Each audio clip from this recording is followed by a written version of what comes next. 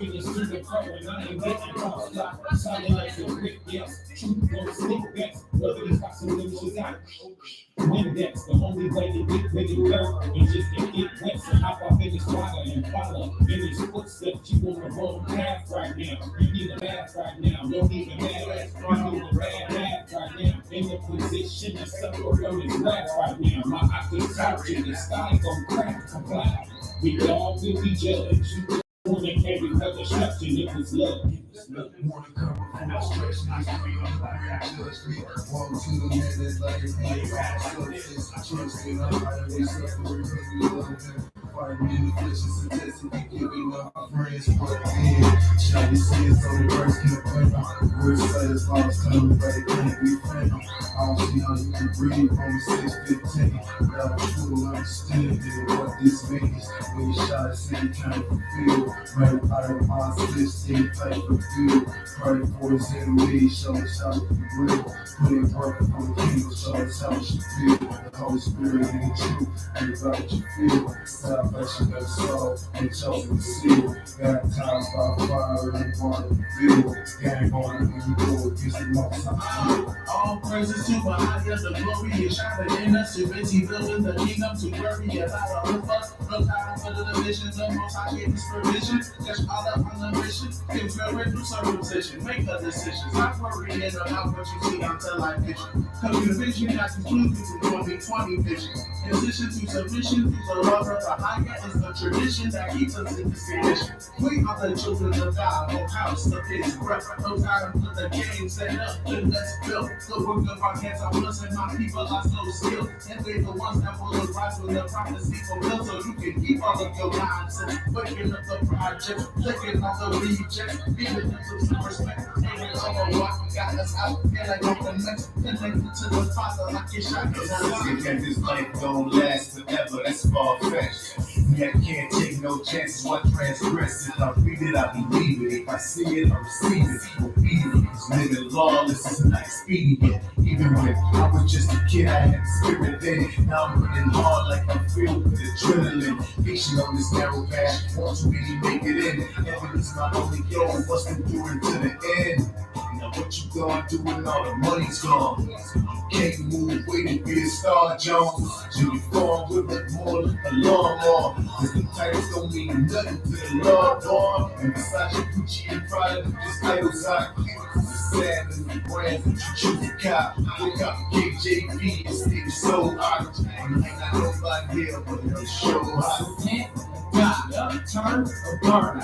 Stacking up bitches that you ain't even earned. They all ill-gotten, you the children ain't forgotten, and you in a dead sleep. Shia was saying, but for the live sheep. Shia was saying, but for the live sheep.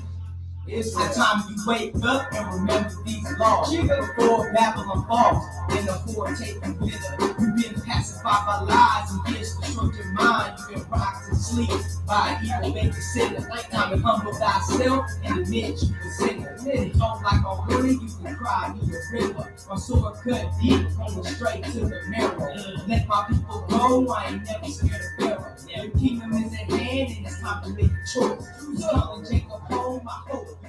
This world filled with wickedness, sinners all around. Even though we have a grace, let's sin, knock it down. Don't let the flesh lead, cause it's gonna take you down. Keep the Lord in the high and always stay humble. Pride on your eyes and cause you to stumble. Repent of your evil ways, fast and pray. Read this book of light that's gonna show you right. Don't need to see this and end to scientists. Your philosophy of these foolish men. This world ain't good for anything. Just been working all things, asking you to receive. You just please the Father, a higher king. I love this commandments, we can let to be. How you need to the kingdom, you wait for eternal flames. Sin you with death, it ain't nothing great. But if you fall in this world, they ain't gonna tell you the same. Narrow is the path of the righteous lane. Narrow is the path of the righteous lane. All right.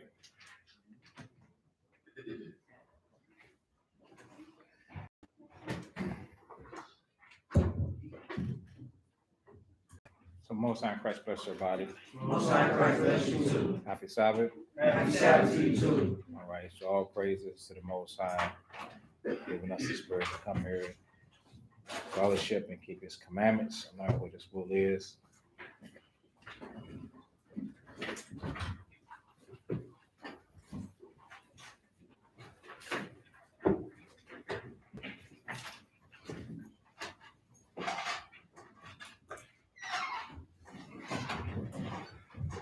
The name of today's lesson is The Deep Hate.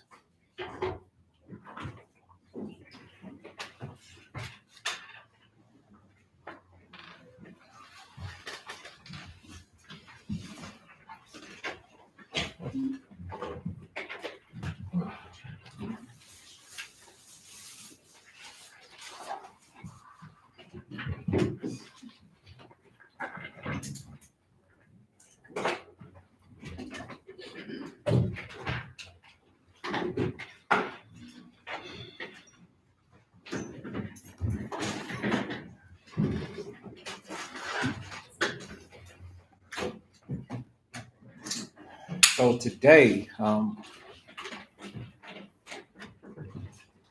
we're not addressing the hatred that Israel has got to deal with one with another. We do that constantly. The deep hate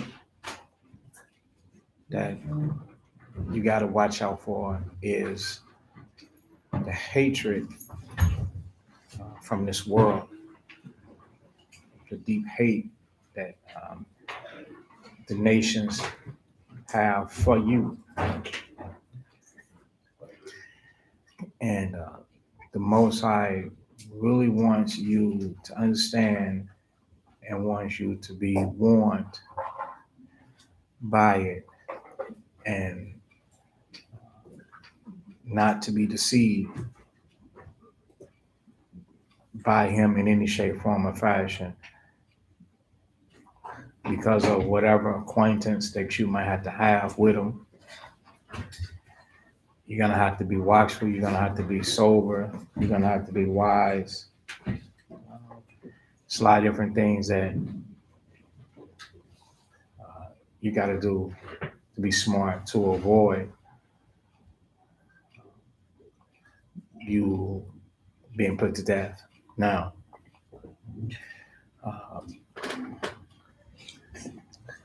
yes, we could take the stance that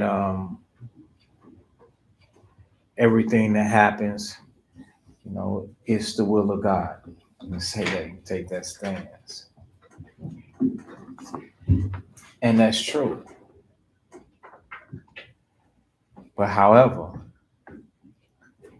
in addition to that, if you're not careful, you can pull this death upon yourself by not being sober, by not being wise. Like even Christ. Christ avoided death by being smart. He knew that it wasn't his time.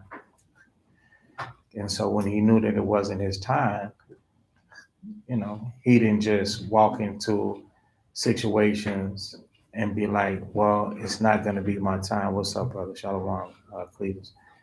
It's not going to be my time. And so therefore, since that power of death and life is in the hand of the Lord, I'm just going to do this anyway. He didn't do that. Remember a week ago, or 2 weeks ago, we went through Tabernacles and how he avoided going up Tabernacles with the disciples, but sent them ahead, and he came up later and kind of crept in there and stuff like that. So even, in this lifetime, you have to respect your life. You have to move with cautious. You have to be aware. You have to be sober. You have to be vigilant. And some of the steps is to be sober-minded, free of the poisons that the man is trying to infiltrate you with his chemical warfare against you, with the use of drugs, the use of alcohol consumption, You have to remain and stay in the spirit, applying and keeping the commandments. Watch the stuff that you eat and drink. The man is even, he's got it down to a point to where, I mean, to be honest, I don't want you to bug or freak out, but he's even pausing in the clothes. Even the chemicals that he used, the clothes you wear, the furnitures. He does that. I've been on this for years. So it's the deep hate that he have for us. So you got to be conscious. You got to know all of these things. And you have to have, a respect to the point to where, you don't make light, like, well, this don't happen to me. It can't happen. It can't happen to me. Stuff like that. You try to do things to avoid putting yourself in situations to where you can be in harm's way.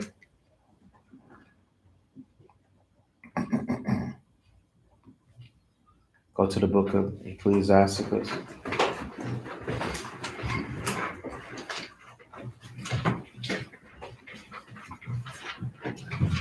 The 12th chapter, and then Deuteronomy chapter 28.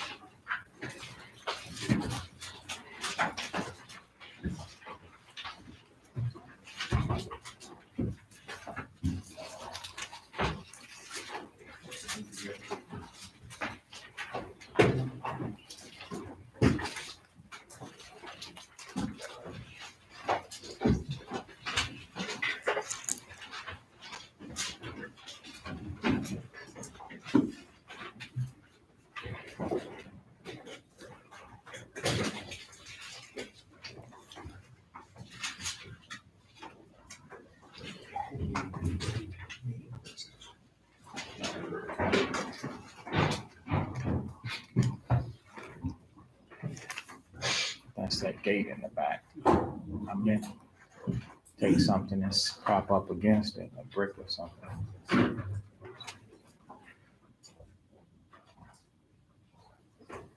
All right. So now that we're holding those two books, let's see. So Deuteronomy chapter 28, and so I'm gonna fast forward and just tell you what's going on here. So in the 45th verse, the 46th verse, and the 47th verse of the book of Deuteronomy chapter 28, it's evident that we broke the laws. And the trade-off of breaking those laws was what you see now, poverty, and having a real hard time. So hard, it's like trying to grow on top of iron or steel when you need fresh soil. So when you get to verse 48, it says, therefore, shalt thou serve thy enemies.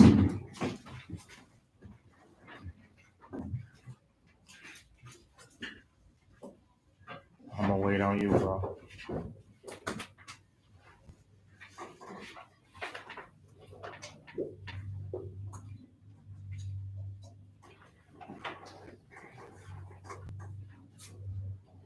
All right, so verse 48, therefore shalt thou serve thy enemies. So since we didn't serve the Most High, the Lord said we're going to serve our enemies, which he, the Lord, shall send against thee. And hunger, thirst, nakedness, and the want of all things. And that's the reason why everything that we need, all the essentials, all the basic necessities, you have to go to your enemy. Now, despite what we in our simplicity, our simple minds, carnal minds might think, this man don't love you. He do not love you. He don't love you. His ancestors don't love you. Their ancestors, his forefathers, the fathers before them, there ain't a generation in this earth that come from them that love you, that love our people. If you think that you got it bad and somebody in this earth that look like you got it out for you, this man is 100 times worse.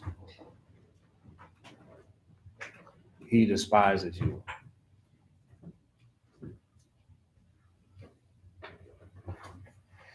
And that's one reason why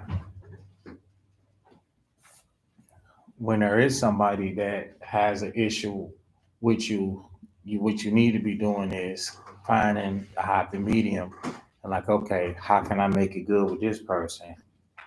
And then move on. Because that's a fire that you can extinguish. But this one here, you can't never extinguish this. It ain't nothing that we've worked for free for hundreds of years, and that didn't extinguish the hate. It didn't extinguish. What more? Blood didn't do it. Because we've been murdered on top of murder on top of murder on top of murder, kill on top of kill on top of kill, in every which way. The man that took our sons, the man that took our daughters, the man enslaved our children. So why is not his wrath appeased? Because he was not created to be appeased. He was created to be wrathful. And as soon as you get that through your mind, that he is a vessel of hate, and that's it. And anybody that's in bed with him, that's taking pictures and smile, is deeply mental and deceived. They only being used. That's it. So the next part is what we want. You see where it says, he shall put a yoke of iron upon thy neck. So that is the chain like a dog with a leash and a collar. It says until he destroyed you. Destroyed you, meaning amnesia. He have taken away everything that you stand to think or believe until your concern is how he thinks and how he feels. Prove me wrong. If one of them went to their door right now, everybody will be wondering like how he feel. How is he gonna feel about what you saying?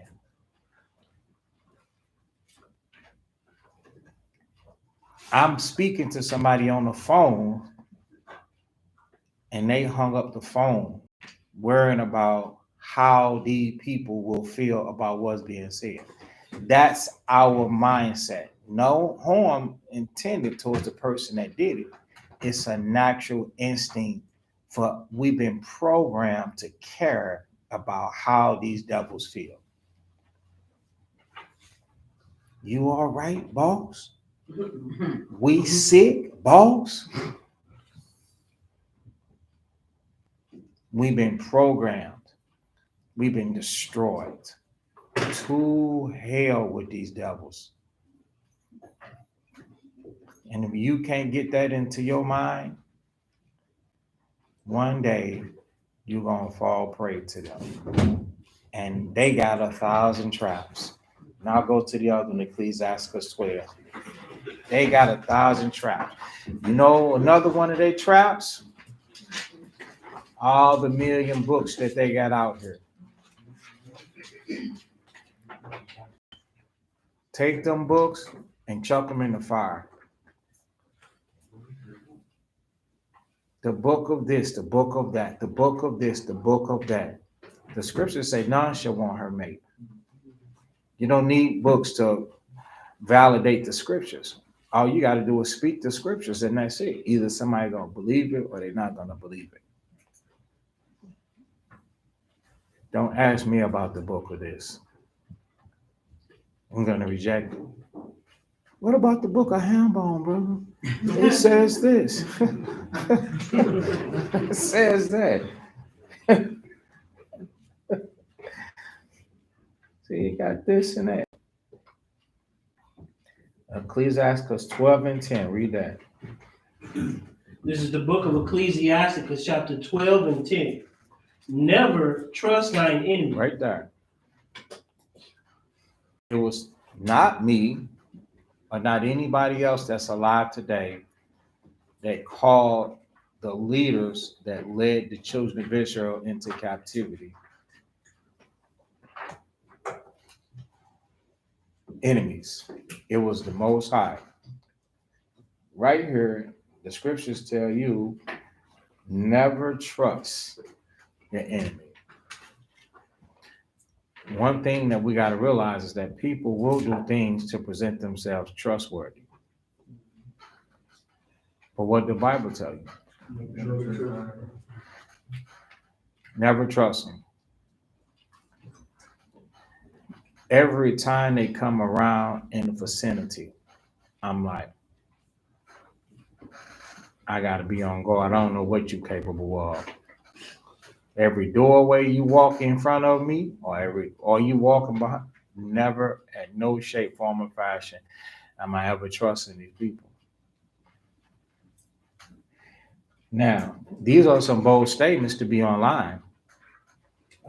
The thing is, there are not many people listening because they have respect to persons. Mr. Yee, you want to go by Yee or Yay? Yay. We're saying the exact same thing. He's saying it differently. I'm hoping that they don't kill this man.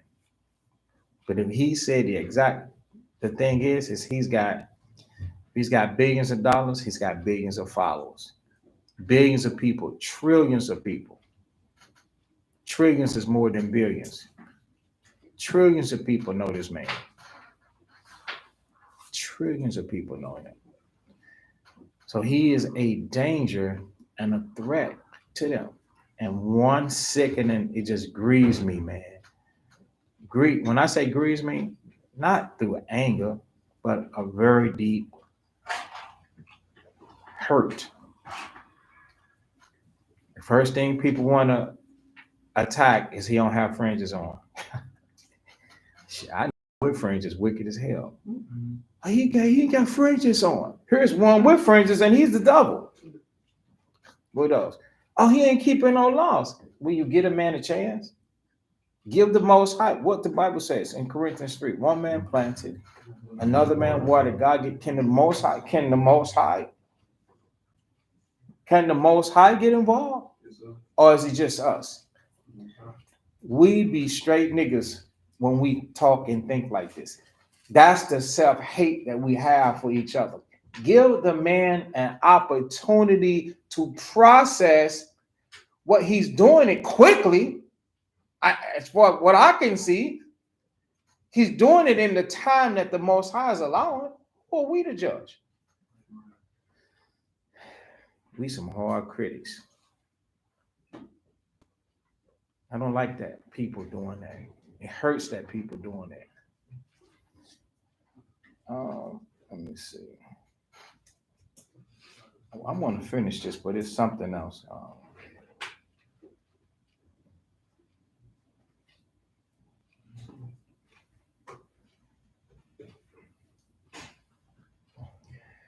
It's Romans 14.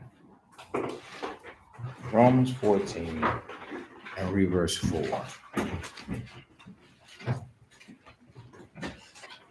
Yay. Which one is it? Yay? Speak ye, right? Ye.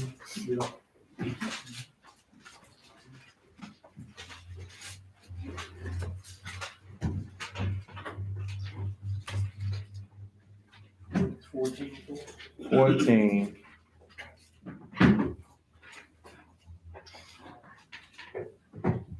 Yeah, in verse 4.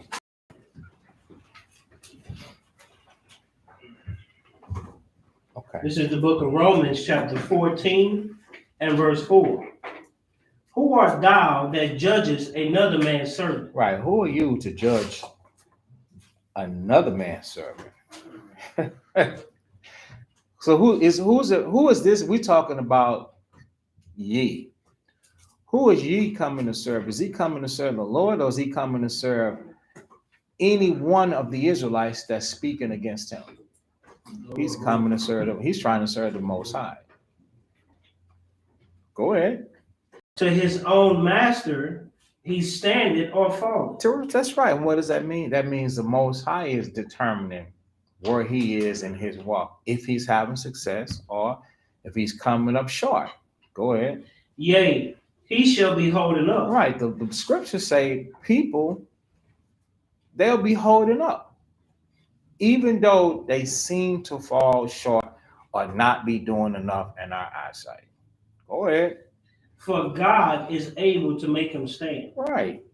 So why don't we just leave people alone and work out the most important thing, your own salvation? I'm not seeing,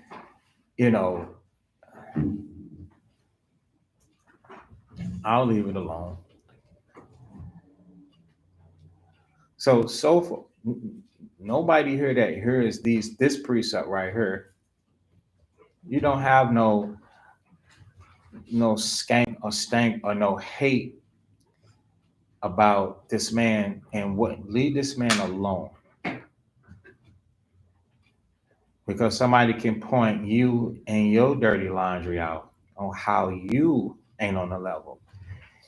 And you have been conscious and so-called awakened a lot longer than he have, perhaps. So then what would be your excuse for the sins that you commit while you want to behold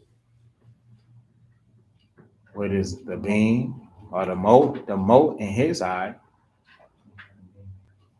Right. So be careful with that. Leave that alone. Leave that man alone. Don't be talking no trash on the internet. Don't be on nobody's post. Keep moving. Don't add your 2 cents and then you get railed on. Let the dead deal with that. Leave that alone. But back to Ecclesiasticus, was at 12 and 10. We don't have to go back there. We get the gist of it. The scriptures say never trust your enemy.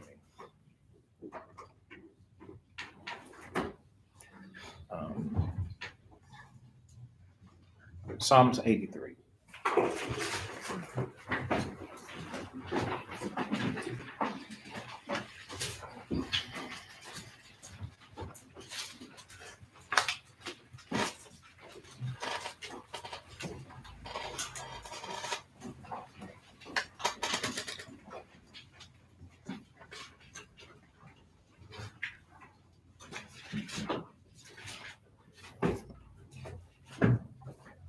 Okay, I'll read it and then give it to you. Psalms 83, and I'm going to start at verse 2. It says, for lo, thine enemies. Now I'm going to jump over to verse 6. The tabernacles of Edom. So who was taking the charge? I'm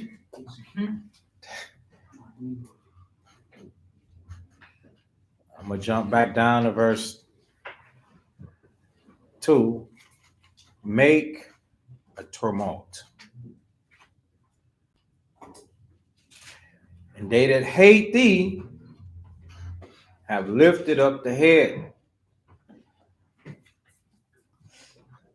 The Bible is saying So you want to kill me? Not you guys, but they don't like the fact that we're quoting what the Bible is saying, and then we actually can feel the intense relationship in the community and in the society, in the world itself, on every level, economics, everything, housing. We feel the spirit of hate and rendering in retaliation, lacking favor,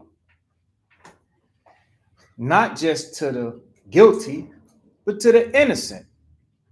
There are innocent people that absolutely doing nothing wrong that are affected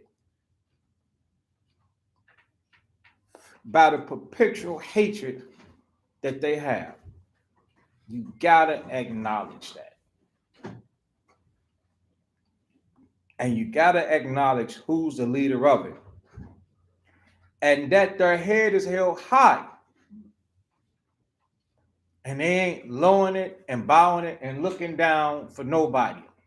And that's why every time a Hebrew get an opportunity, he tell them, you're going to bow down sooner or later. Bow down and lick the dust off these boots. They have taken crafty counsel against the people. In other words, all of these ones in verse 6, 7, 8, and 9 came together. These all nations outside of the Israelites. It ain't no nation that the Lord created that's not a part of this confederacy. Remember Deuteronomy 28. What was that? 48 about being destroyed. So the destruction, now that the yoke has come off, it's a dirty destruction. They don't care about you. They don't want your existence. We're going to read the next part. They had, verse 4, they have said, come, let us cut them off from being a nation. So let's separate them. Let's divide them and let's conquer them. That the name of Israel. So now Mr. Yee is saying that we are the people and they not, and they don't like him now because they said that this is supposed to stand. Maybe no more in remembrance. You're not supposed to remember that, is what they're saying. And he's one of the most influential black men in the world at this point, because he's one of the richest black men in the world and society that we live in. And his voice is saying, you are the people of God. Only the Most High can move those lips to say that. And they don't like him, seeing that they saying, wait a second, what happened to this deficit that we put them in, that they supposed to remember that? They're not supposed to be, you're not supposed to be saying that. Why not say, what's wrong with saying the truth?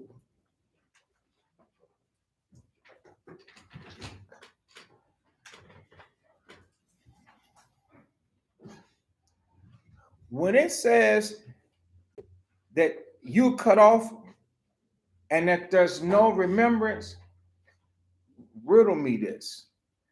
I would like for you to tell me, when have you been depicted in a time frame before slavery here in America?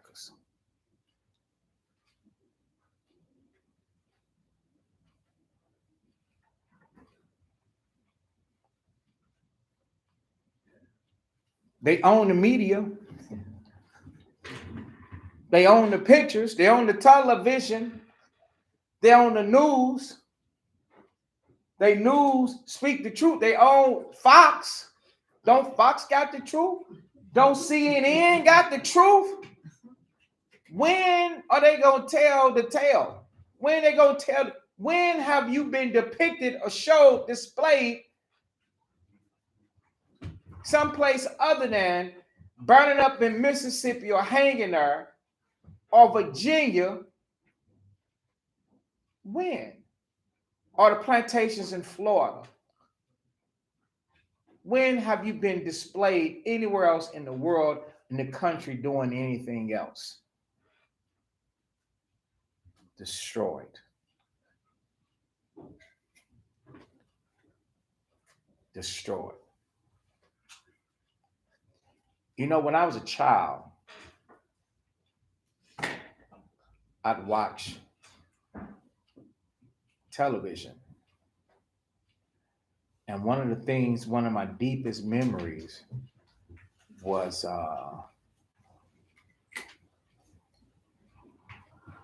what's the name of it? Charles Heston played. What's the name of it? The Ten Commandments. Yes, the Ten Commandments. And that man played a heck of a role to the point to where Yasser liked old Charles. He played Moses in the Ten Commandments. And all the people in the Ten Commandments, the Israelites and the Egyptians, were people of color. But you didn't know it because you know what they did? They took our head and buried it in the sand. They intentionally blinded and withheld that those people and a movie that they made was a movie with all melanated characters, and not one of them jokers deserved to be playing that part. Any one of those parts, not one of them. But it ain't stopped there. Every ancient movie that you see, all they doing is recalling history. You were there. 300 gladiators. You know, last night I'm sitting up. I haven't had a chance to watch television in 3 weeks to a month. Praying for Tabernacles. And after I get in, Tabernacles, it was huge. I would like to say we had a lot of fun. Louisville, we get a chance to talk about that. We had a lot of fun. We made one of the best ones yet. It's a huge success. Big event. Came and went. But I worked relentlessly, you know, day and night. It took a lot to put that together. I couldn't just show up like you guys just show up. Boom, I got my tent.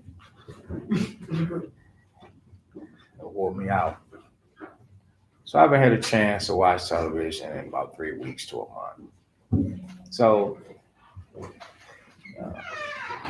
a new season came out to this show called The Barbarians. And I said, you know, I'm gonna sit down and I'm gonna watch it because I like the old relics, you know, them fighting and stuff like that. Then, but this time I said, I want to really see it.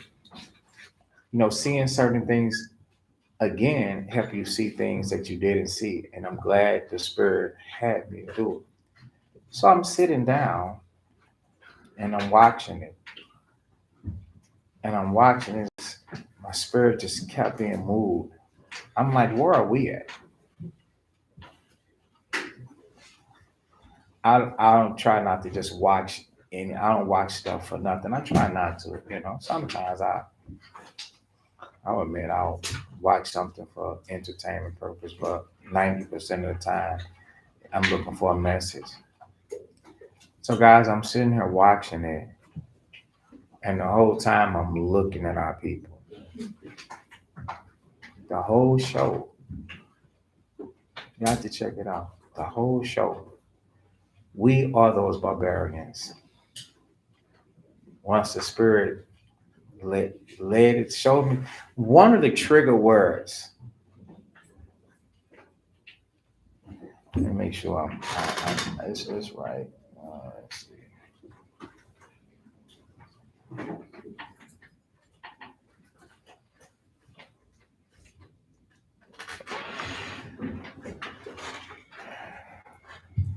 This is what kept blowing it wide open for me.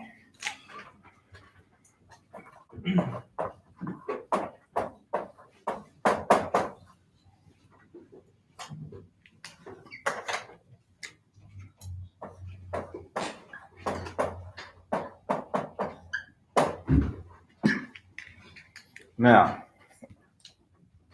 I know some might say, well, how? What's that got to do with anything? The Romans were fighting tribes.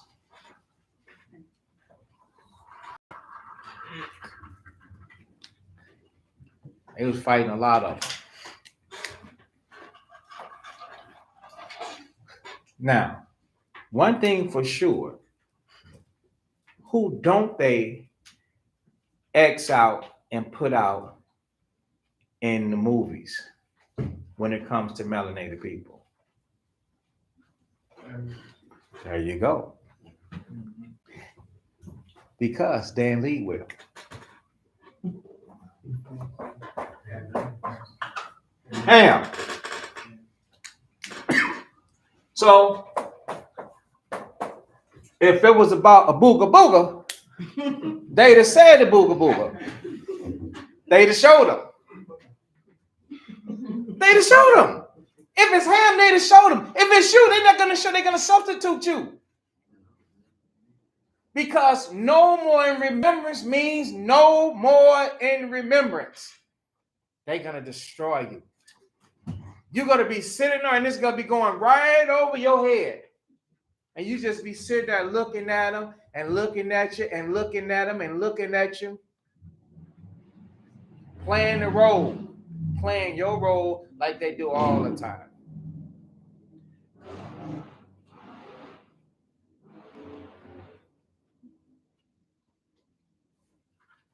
As long as they give you some cars with some mufflers, you'll be satisfied.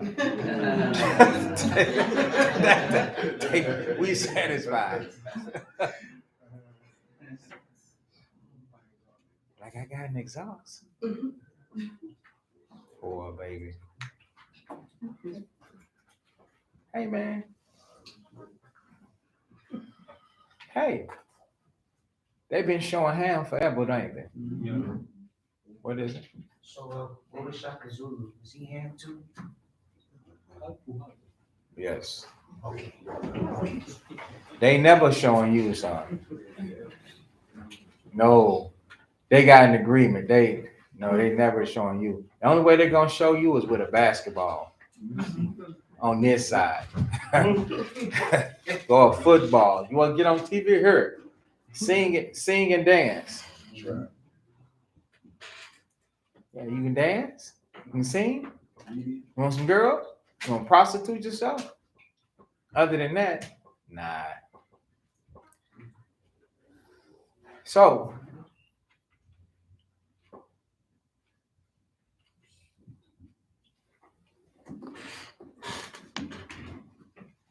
I'm gonna have to spoil this movie a little bit.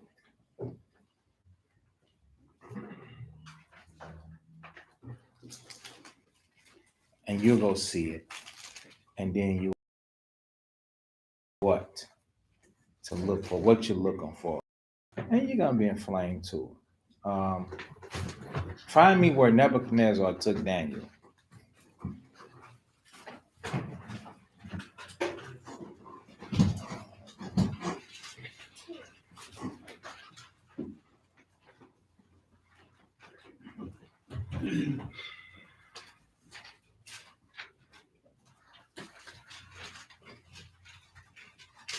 Where he put the last in, and he just charged. No, we're Daniel, the first chapter.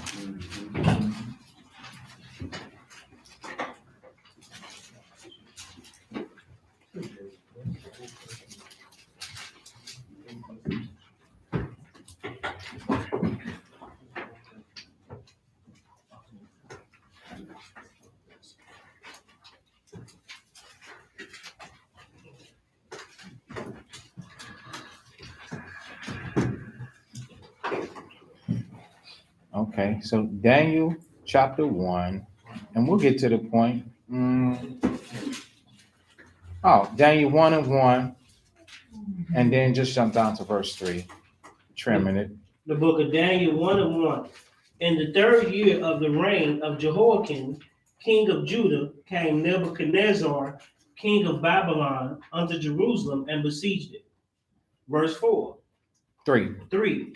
And the king spake unto Ashpenaz, the master of his eunuchs, that he should bring certain of the children of Israel, and of the king's seed, and of the princes. Stop. When you watch the movie, they are calling the kings, pay attention, they are calling the kings Reichs.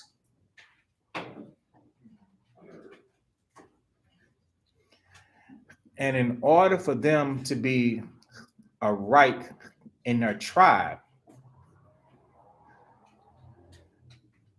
they have to have leadership skills. That's first and foremost. They have to be respected. But also, you know what the Reichs got to do? You see where it says, bring of the king's seeds. So they would have to give their children to Rome. Now, hold this, go back to the curse in Deuteronomy 28.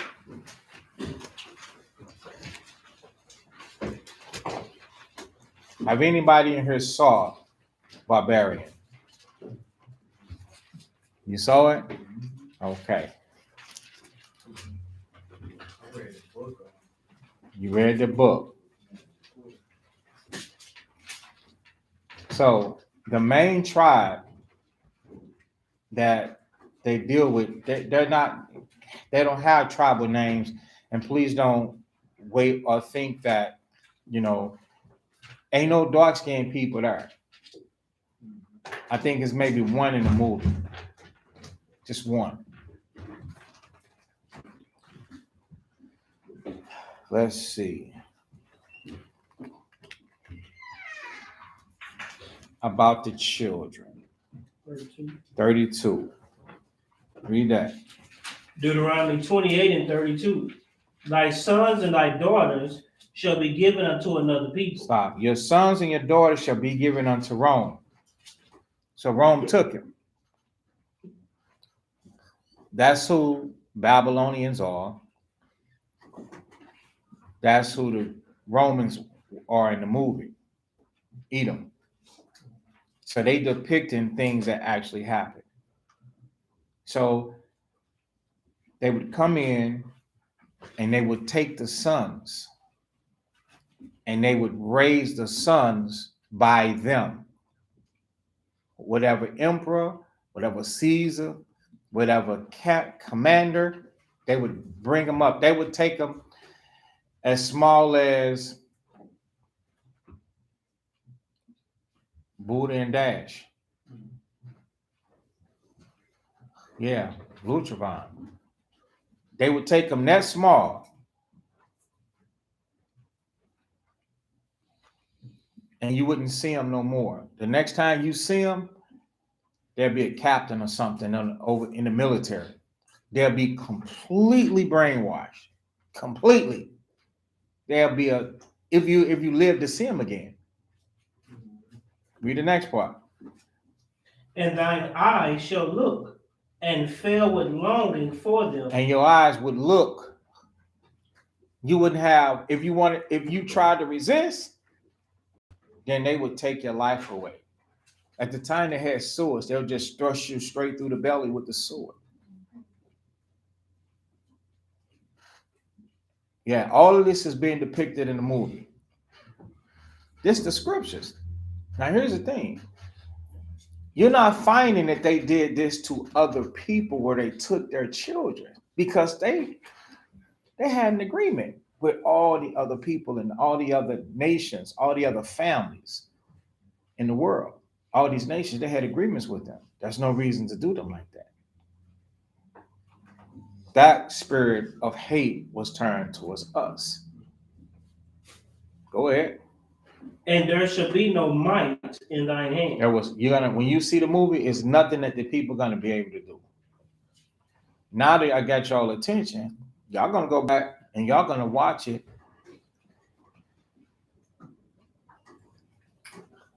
You're gonna be inflamed because all of these things are hidden from you. This shows the blatant disrespect that they have for us and the lack of love, and lack of respect, empathy, and anything. There's nothing that these people have for you. So for them to do that and make season after season after season after season and rearrange and wash all of these shows and all of these movies and not make any type of reconciliation, making it right, taking it down, doing nothing, but just to put it in your face, that's just more disrespect. That's more hate towards you. Okay, so let's go back to Daniel 1.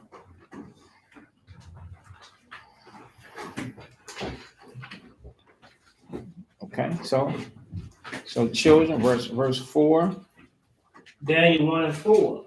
Children in whom was no blemish, but well favored, and skillful in all wisdom, and cunning in knowledge, and understanding science, and such as had ability in them to stand in the king's palace, and whom they might teach the learning of the tongue of the Chaldeans. That's right. So now they're gonna have two different languages. They're gonna have the Chaldean language, and they're gonna have the Hebrew language. So in the movie that you're gonna end up seeing, you're gonna see that they are going to be able to speak an ancient language that only the tribes know, and the Greek. What's that? We went into slavery. It was not Yah's fault. We deserted him, so he deserted us. Okay. So,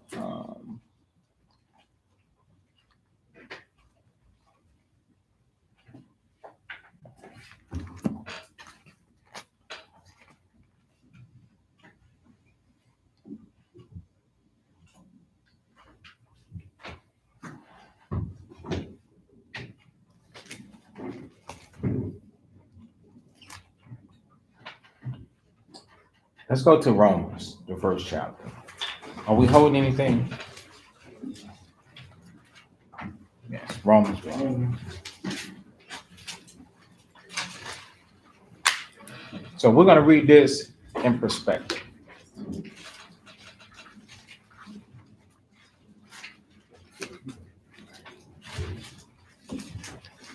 Unless you saw the movie to give you some glimpse.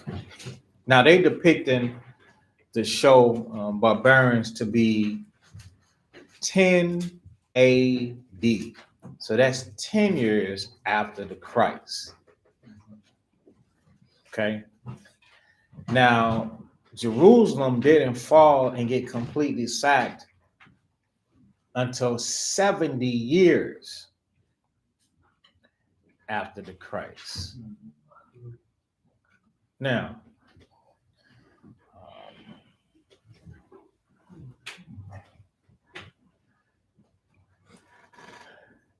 you had, let's just establish different types of,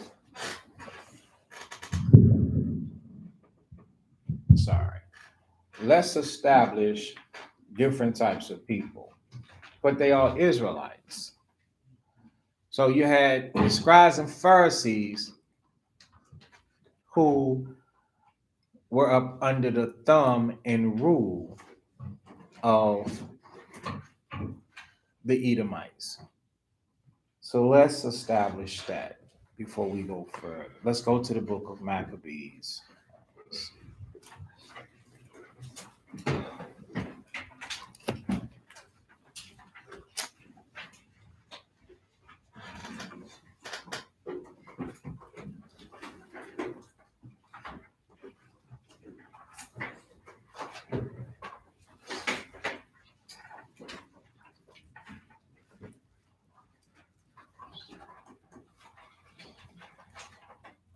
First Maccabees 1.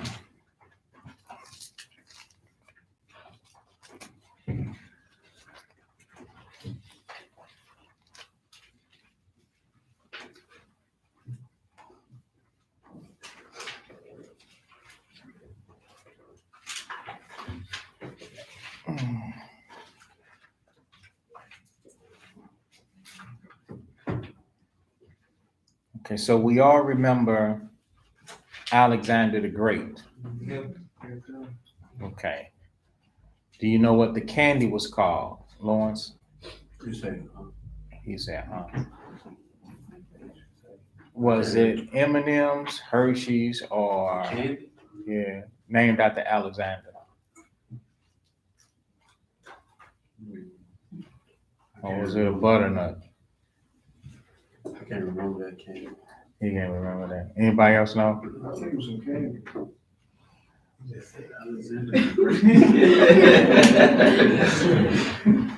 All right. It was Alexander the Grape.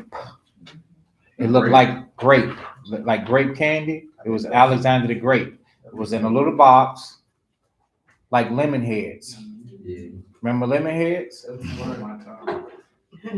No, they still got that out now. That's still out now. He said it is. You never heard of lemon heads? Yeah, lemon heads, like Alexander the Great's out. Okay. Any of you other brothers, you ever heard of Alexander the Great? Somebody in the basement? It's a small. What about sisters? Y'all, any sisters heard of it? You should have been men. Shit. Well, the sisters remember, but you guys don't.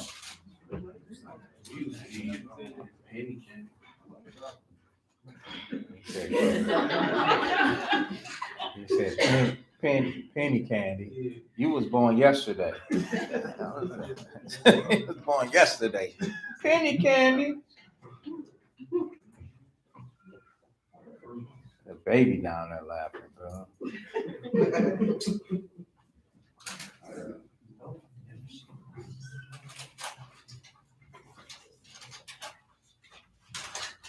All right. Wow.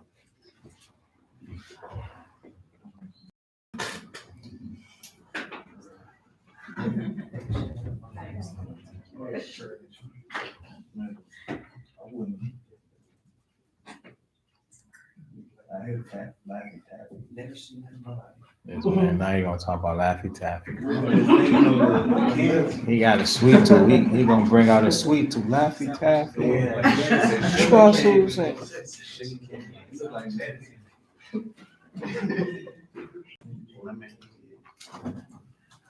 So, and y'all over there, y'all seen it. You know what it looks like?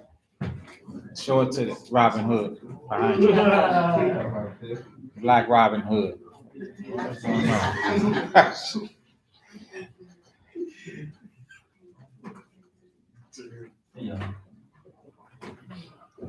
don't want to see it. I don't want to learn. You don't want to see it? Okay, right. So y'all, and of course you saw the little helmet, right? Yeah, right. Okay, that was a real man. Oh, so if you guys got Wi-Fi on, go ahead and turn it off. Maybe it's skipping. Thanks, Judah, but you probably got to jump out and come back in. It could be your setting too, right? Is there anybody else on YouTube having a problem with the connection?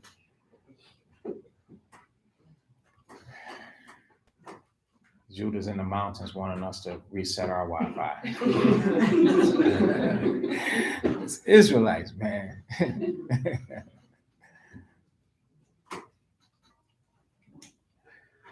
So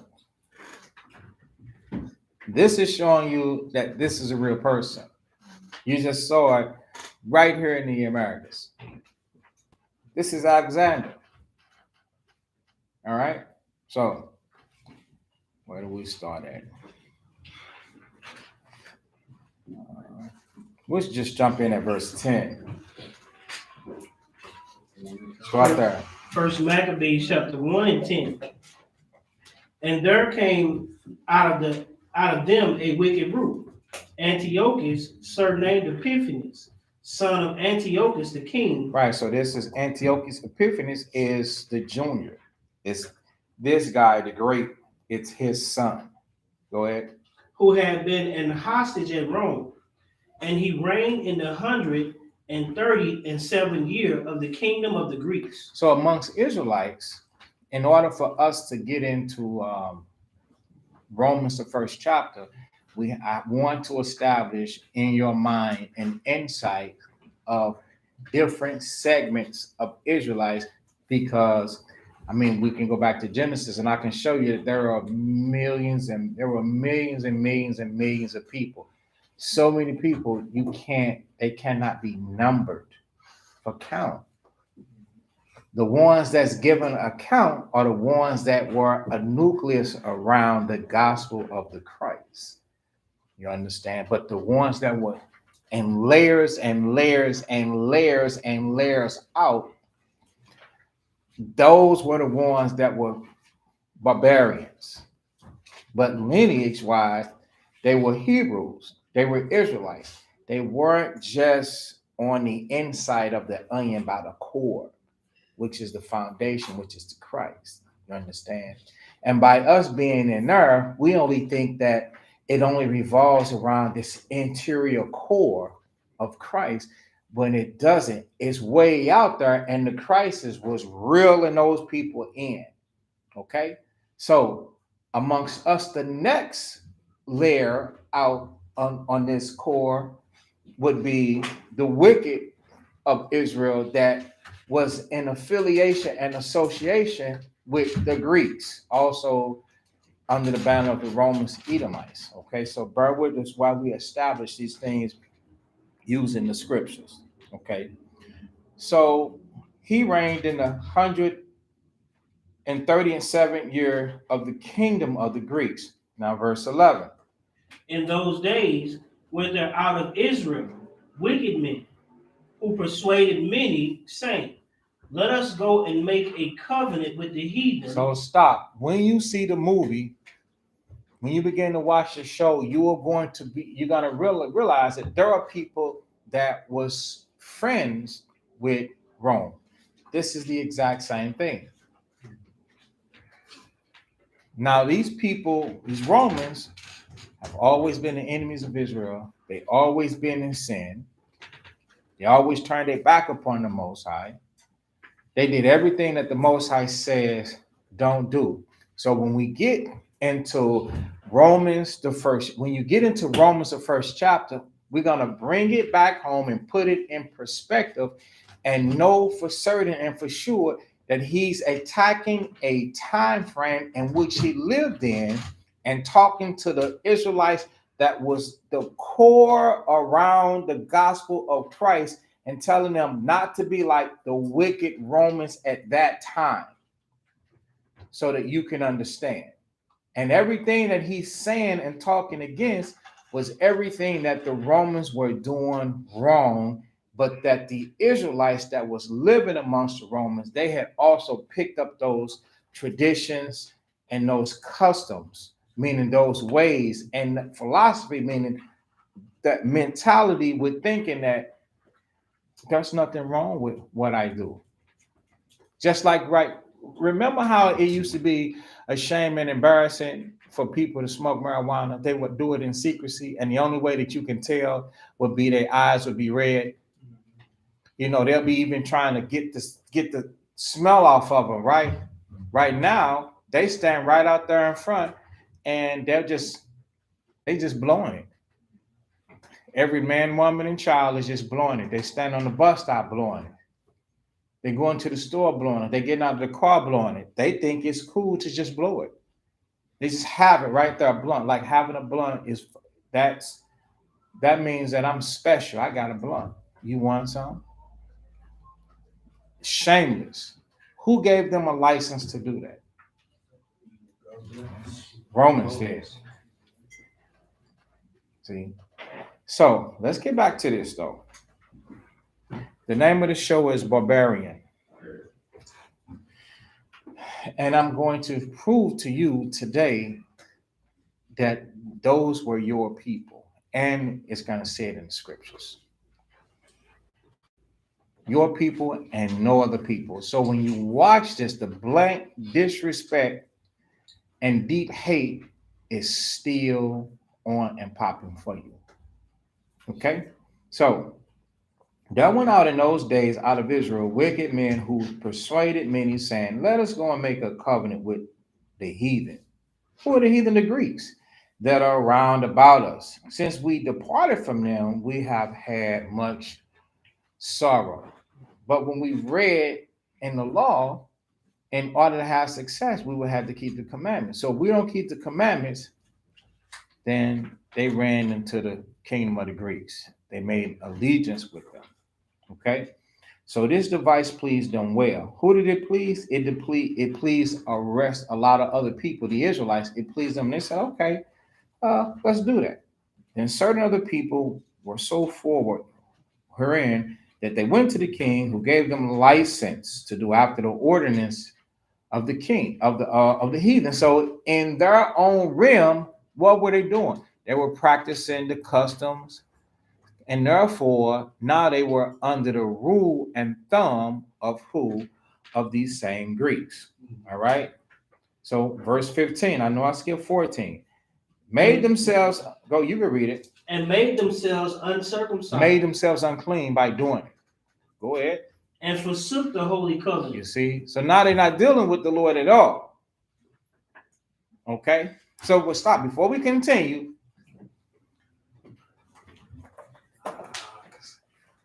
I'm describing things that you see in the scriptures and trying to help you see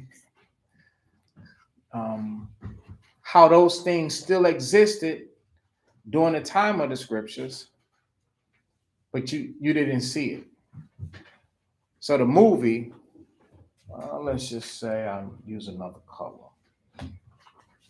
Use black.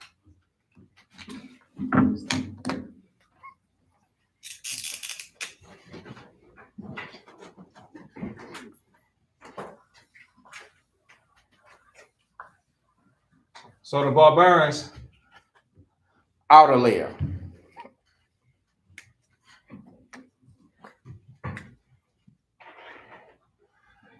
The Romans, inner layer.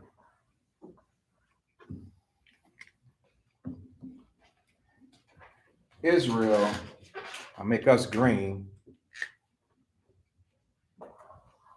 Here.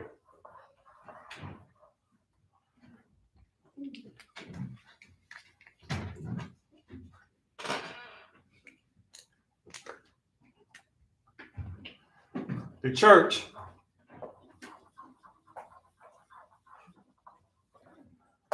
here. Now, this I'm going to show you in the scriptures. This is the movie. This and this is not in the movie. Why? This is, I'll put this in red.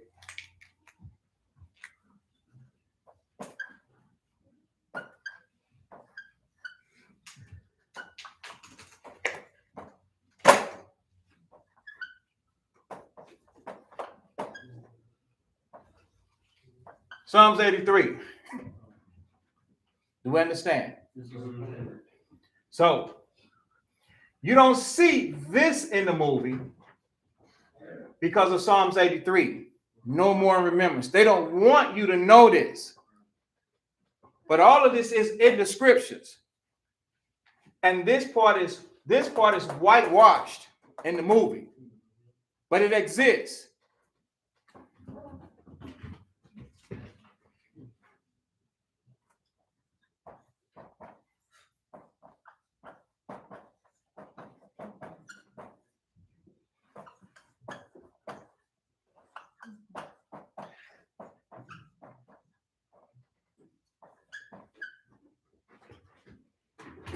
Those are the barbarians.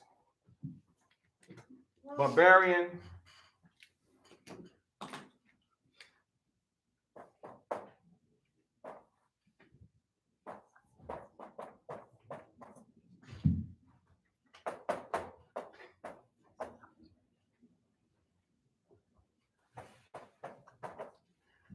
But that's Israel.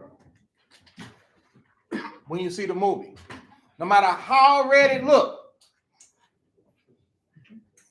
no matter how outlandish it look, no matter how crazy it look, that's Israel.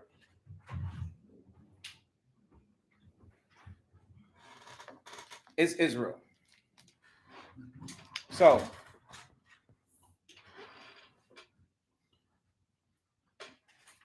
this is Israel in the green. That's why I named them. That's why I put it in green. So now we're going to deal with 1 Maccabees 1.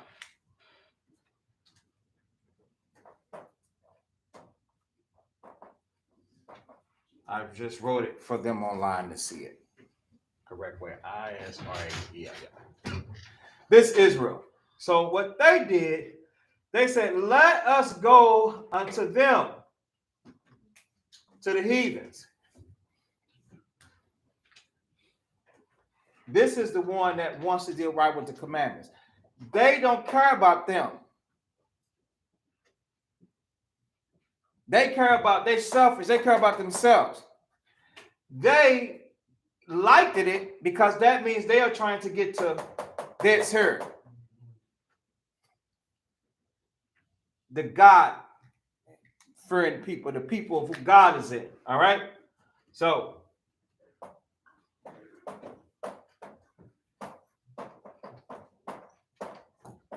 they're trying to get to God's people. So in order to get to God's people, they had to go through these people here, the leaders.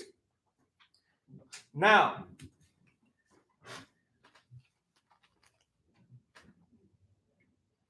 was it the 4th chapter, where they despised the temple?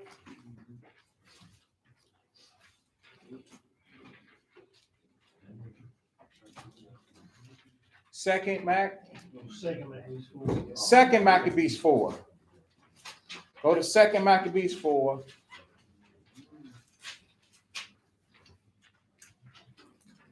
To show you that the people they didn't even love us, they didn't care about us, our own people.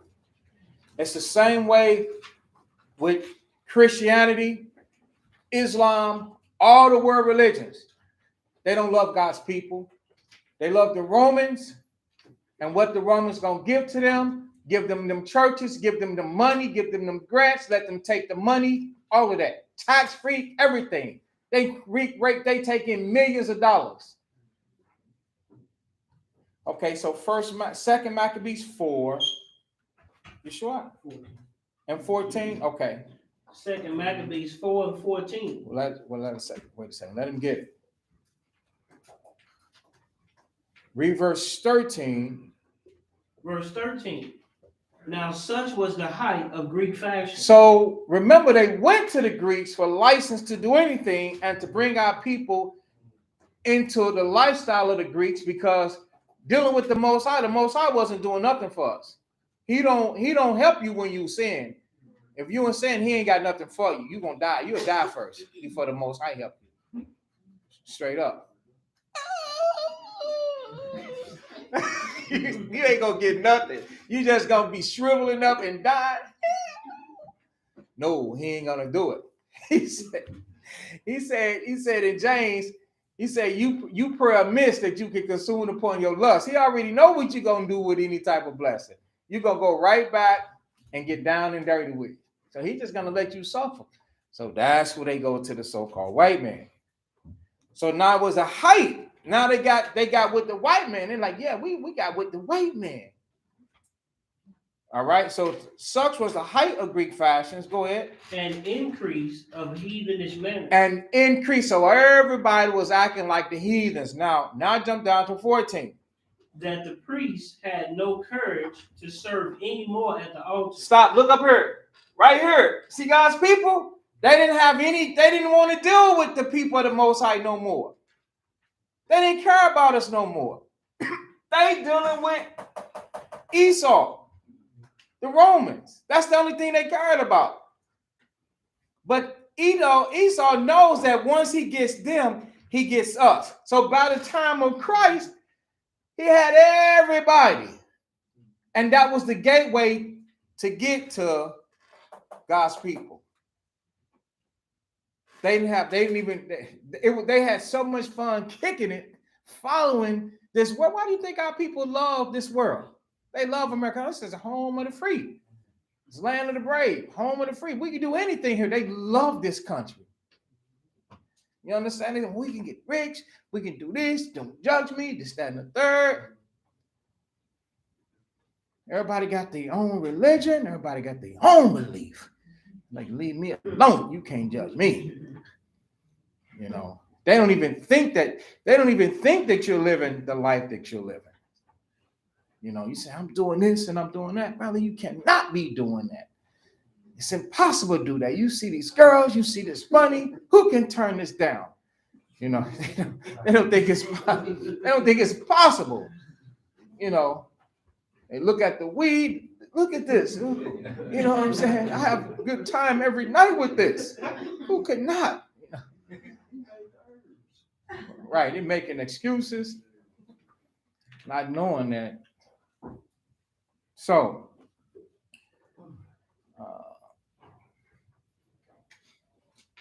the priest had no courage anymore to serve at the altar. Go ahead. But despising the temple. But they straight hated the temple. Who else hated it? The Greeks did. Go ahead. And neglecting the sacrifices, hastened to be partakers of the unlawful allowance in the place of exercise. Now jump down to verse 15. Not setting by the honors of their fathers, but liking the glory of the Grecians. But they liked it best. Not, you know, say, oh, this is better than being an Israelite. The word, you out there in the world, you feel like being out there is better than being here. Else, why would you be there? Not knowing that that's going to bring you a swift death. Is that it? But liking the glory of the Grecians best of all.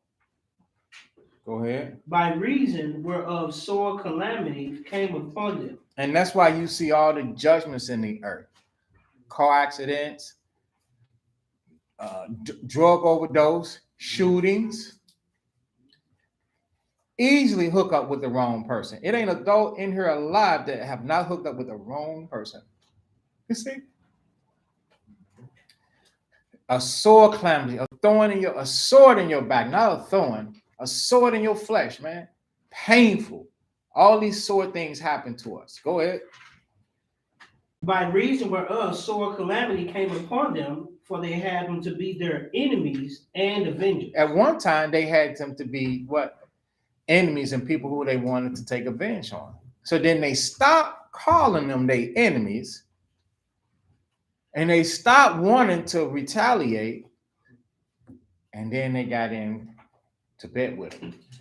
Not physically bed with them, but they went into agreements with them.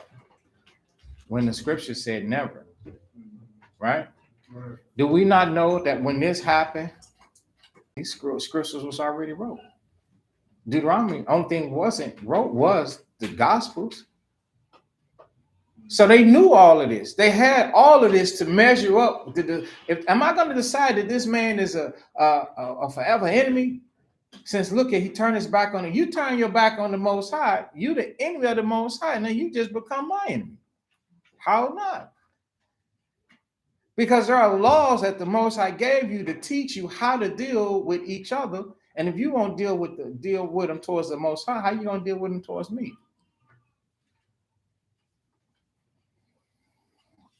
All right. So now let's go to Romans 1.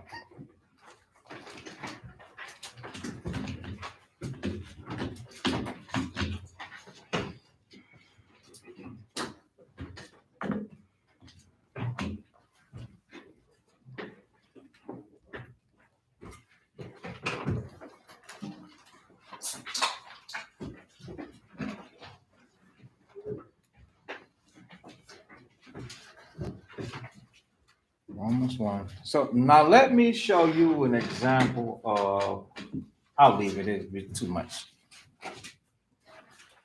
So these that's in black, the barbarians, Israelites, was just a set that they went out. They went by. You know, remember, Israel went up under other names too. Name a name that Israel went up under. That's not a tribe of Israel.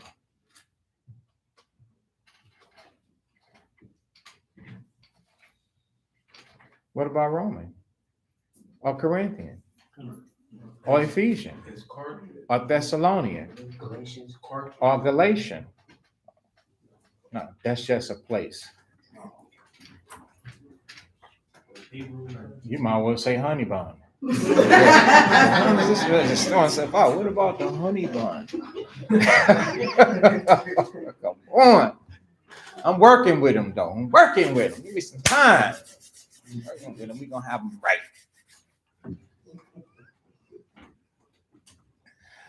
Right. Somebody said Moors. Exactly. All right. So, but we were looking for some, like in the scriptures, just to show you. So when I'm saying barbarian, I'm finna bring that up to you. And you guys could have went to Acts, the 2nd chapter. Right? Okay.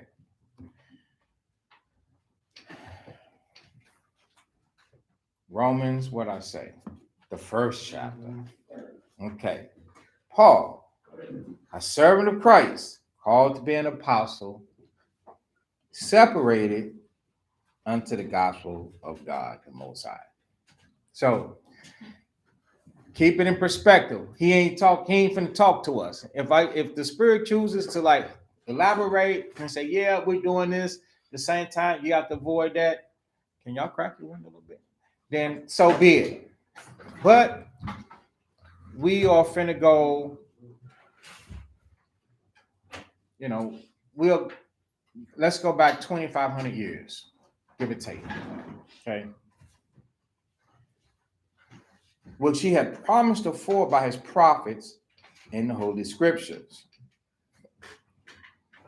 concerning his son Yahushua HaMashiach, which was made of the seed of David according to the flesh, and declared to be the Son of God with power, according to the Spirit of holiness, by the resurrection from the dead, by whom we have received grace and apostleship. So, in the midst of, so this is after Christ, after his crucifixion, and after Paul's education by the Lord, after the road to Damascus where he was blinded and et cetera, and he grew a little bit, he's got himself together. Before the world was full of concrete and automobiles and planes flying through the sky and handguns and things like that. This is the era that it's referring to. Paul, there's a church. Make this.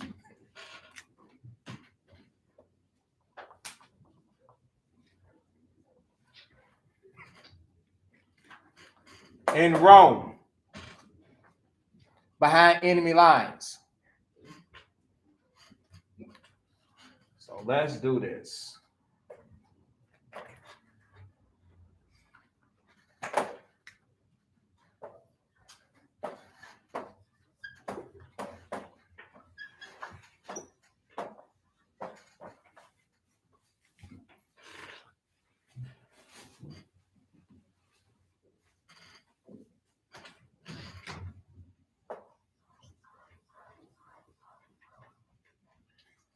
There's a church, now remember the blue is God's people, in Rome behind enemy lines. We showed you and took you to the history in 1 Maccabees, the 1st chapter, where people loved the Greeks. We took you to Second Maccabees, the 4th chapter, where they chose to be this. They chose to be here. So people live where they choose to live. Like today, people move to Atlanta. People move to California. People move to Chicago. Well, then people move to Rome because they chose to, because they like the way that Rome did things. But just because you like the way that something has happened doesn't mean that the Most High won't come and get you and say you ain't supposed to be here. Everybody understand? So,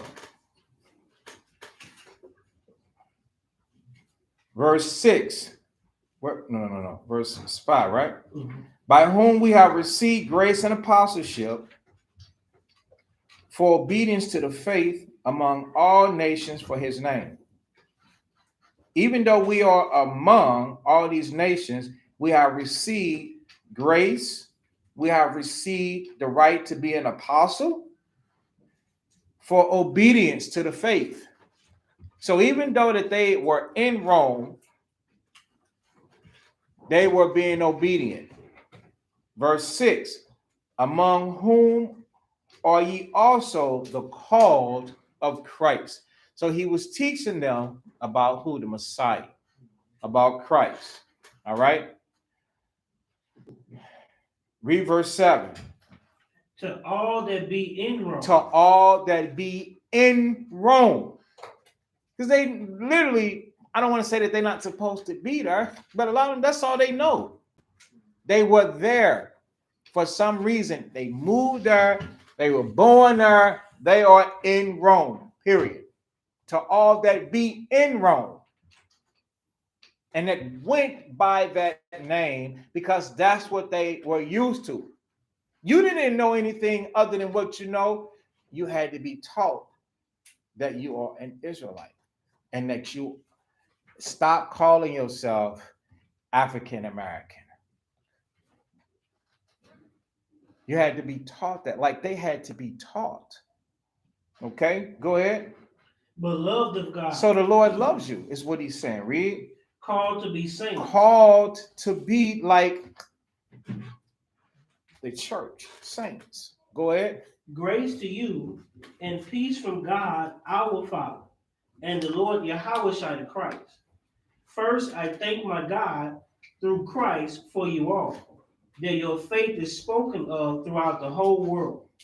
For God is my witness, whom I serve with my spirit in the gospel of his Son, that without ceasing I make mention of you always in my prayers, making requests if I by any means now at length I might have a prosperous journey by the will of God to come unto you. So he was writing this letter to them because he cared for them. He had hope that things work out for them, and he wanted to see them. Okay. One thing that the Romans didn't like was letters like this, nor people like this. So this had to be that was discreet and not openly like what we're reading now, or open as the world is open now, to where there's an amendment, a law saying that people have the right to express whatever they want to express, and it's called freedom of speech, and that cannot be violated against you. Back then, it wasn't like that. So these letters here were really, really on the low. Let's kind of get some of that. Let me plug my phone up before it gets so deep on me. Okay.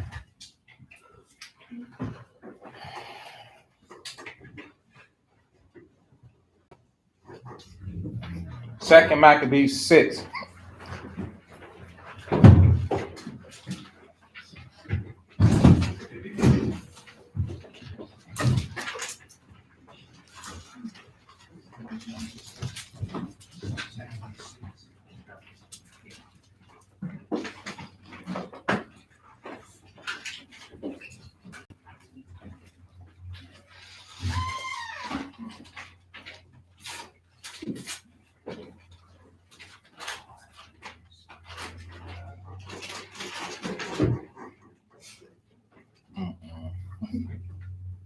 Second Maccabees chapter 6 and verse 3. Second Maccabees 6 and 3. The coming in of this mischief was sore and grievous to the people. Right. So in the second verse, it says they polluted the temple, calling it Jupiter, Olympius. That was mischief and very grievous to us. Read verse 4. For the temple was filled with riot and reveling by the Gentiles. Right. Partying and revelings. Riots, fighting, revelings, meaning having a good time, laughing and making music and singing out loud, drinking. Go ahead. Who dallied with harlots. Who dallied with harlots. And they even was having sex in it, just like it's a saloon or something. This is how they hated, the people of the Most High. Go ahead. And had to do with women within the circuit of the holy places. Right, that's the sex part. Go ahead. And besides that, brought in things that were not lawful.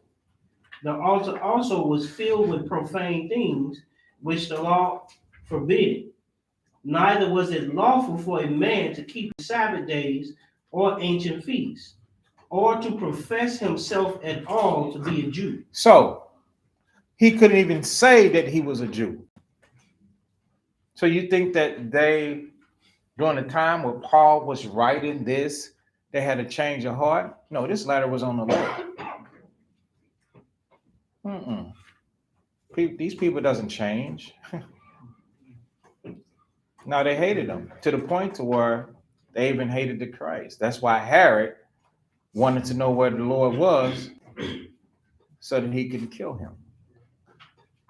So these letters were not out in the open, like we're out in the open street teaching, yo, brother, white man is the devil the Bible talks about, and this and that, this and this and that. Man, them soldiers would have came right up and stuck us through with a sword. So let's go back to Romans. That was on the low. And it wasn't to heathens. It was to the people that was in Rome. All right.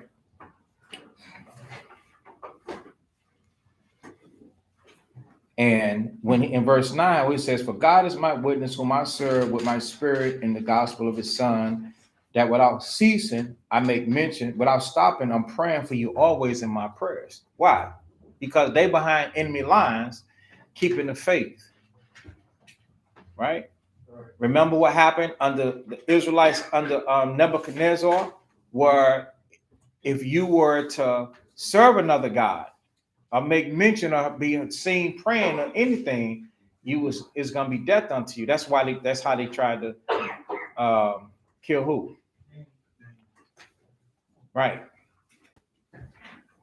So exactly. So no, they didn't change and be like, okay, you believe in God, we all believe in God, and like what you see now, we got it twisted and we got it mixed up. What we live in now is a lie. What we're doing now is we're trusting our enemies. All right. So who don't understand? When I say you trust in your enemy, I mean, you got your guards down to believe that, to think that these people are acceptance of you in the true worship. If there was acceptance of you in true worship, why do they have a problem with, what's his name, Ye? Why they got a problem with him? Then why are they calling us a hate group, saying we ain't strung one person up with a rope? We ain't gunned not one person down. But why are we extremists? If they're acceptance of you in the truth. They never accepted it. They always have a deep hate for you. And as soon as you accept that, you're going to be able to guard and protect yourself against these people, because at some day, you're going to have to remember what was taught to you and say, even though you don't have to outwardly with your mouth say anything, but inwardly, you got to keep it in the back of your mind. I was taught not to trust these people. Let me dip. Let me get out of here. Don't trust them for a moment. Don't let your guards down for a day, because the moment you do, that could be your biggest mistake right there, and you can't never get that back. So no, they don't accept the truth. You know, they despise the truth. All right. So he was praying for them. Why? Because they're behind enemy lines and trying to keep the faith. All right. If you would get caught, then it'll be on for you. Did you see what they did? You see how scared Peter was? He said, "Oh no, I don't know him." Yeah. He denied him. Oh no, not me. It wasn't I. Like me, they was pointing at Peter. He did it. He said, "Wait a minute, you might be pointing to somebody over there." Hey, I shared the one screen, a little clip about this is what happens when you did y'all see it? This is what happens when you cross the Romans. They strung you up on the crucifix. Did y'all see that?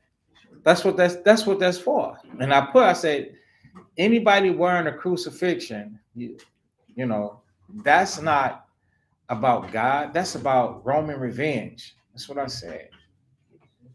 That's what that is. That's Roman revenge, man. The crucifix, the guy on the cross. You know, in there they strung you up like that. So verse 10.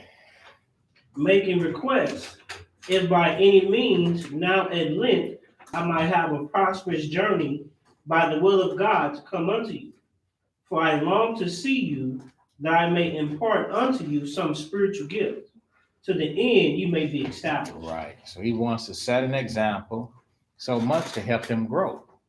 He's inspiring them, right? Okay.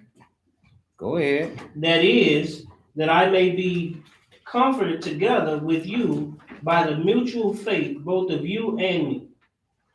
Now I would not have you ignorant, brethren, that oftentimes I purposed to come unto you, but was let hitherto. Meaning I wasn't able to. Why do you think he wasn't able to? Anything could, things come up. All right. But go ahead. That I might have some fruit among you also, even as among other Gentiles. Even as among other places. All right. Now, go ahead. I am debtor both to the Greeks. I am debtor both to the Greeks, meaning those that follow the Greeks. Okay, now check it out. Because you got some that, like right now today, you got some people that be saying all white people ain't bad. Okay. There are some people that amongst so-called white people, there are some people that believe in injustices. The Most High has given them a soft-hearted to where, they ain't gonna die for us, but you'd be like, hey, what y'all did doing to the man ain't right. They can see that much. All right. But skin for skin, I don't think they finna trade places with you. That ain't finna happen.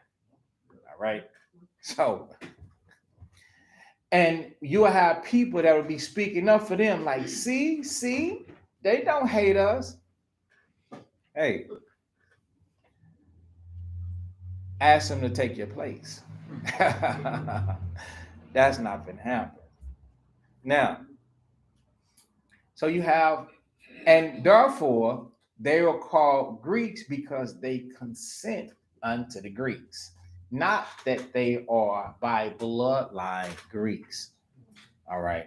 So he said he are debtors to them. Go ahead. And to the barbarians. And to, wait a second. And to who? The barbarians. He's debtor to the barbarians. Why is he debtor to the barbarians? Do you know what a barbarian is? A barbarian is, I'll look it up for you. I know, but I like to read the definition. Okay.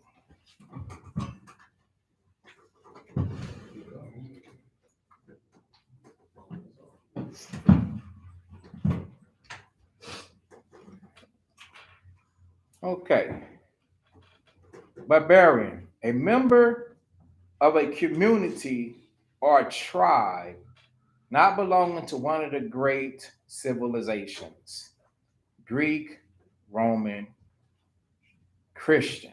So notice it said tribe, but let me get more in depth in what they are calling a barbarian. Okay. Barbarian is an insulting word. See, you're going to remember that's one of the curses. You're going to be known by a byword or a proverb, right? Barbarian is an insulting word for a person from an uncivilized culture or a person with no manners. So they were calling our people barbarians.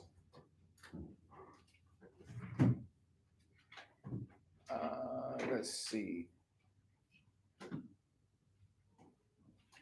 Those barbarians back in ancient times, they were always invading and pilgrim, how you pronounce it? No, not a pilgrimage, but pillaging, meaning like kind of stealing, and generally unleashing their fury on the more civilized Greeks and Romans. So,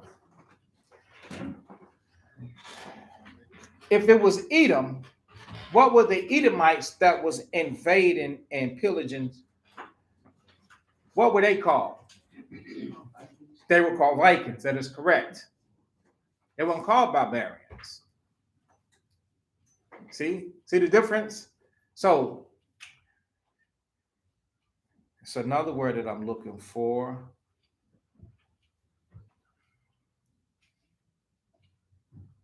More words for barbarian: rude, primitive, wild, rough, coarse, ignorant, uncultivated.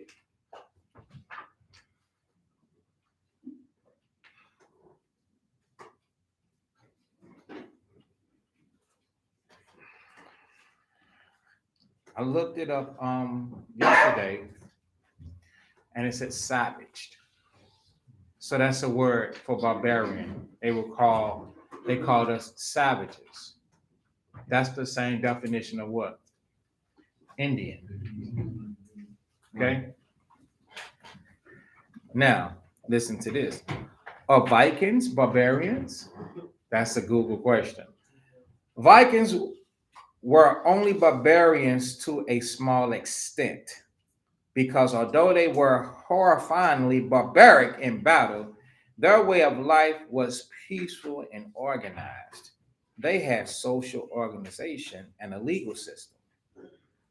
The first parliament in history and religion was part of Vikings' life.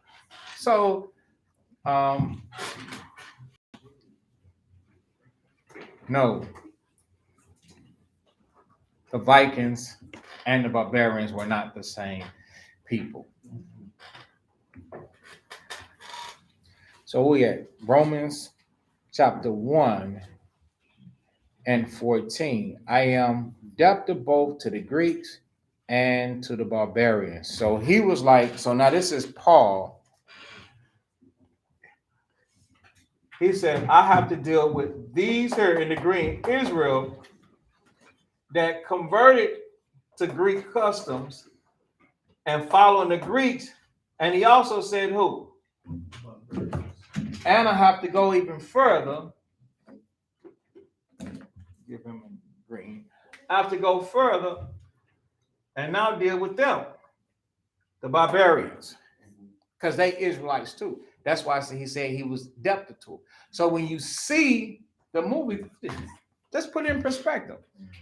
Yes, they got blonde hair, blue eyes, all these different shades, acting all different manners and stuff like that. There's a couple rough scenes in there that were, but just kind of get through it.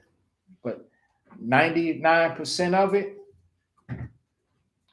is, them defending themselves against who wants to be big brother of the earth. You see, that's 99% of the movie, 99.99. It's only just a couple of love scenes in there. But for the most part, you're looking at a fraction and a fragment of your own history to show you that the tribes did fight up against this guy, and they didn't like it.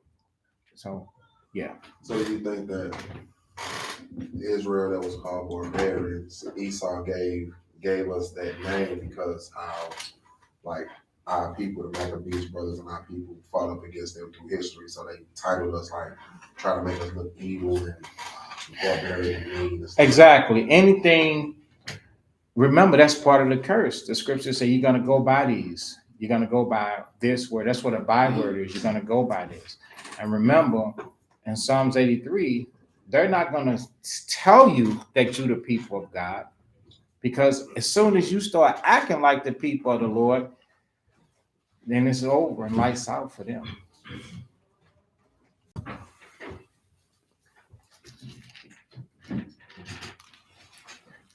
Okay. It says both to the wise and to the unwise.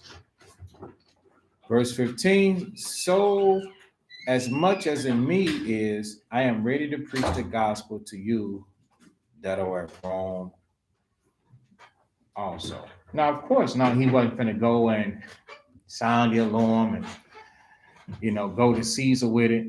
You're like, you talking about letting the people go? What are you talking about?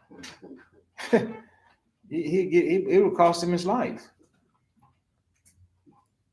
So back then, these letters were very confidential. These letters were interior letters that was written to people that when they got their hands on them, then this was something to keep from the nations.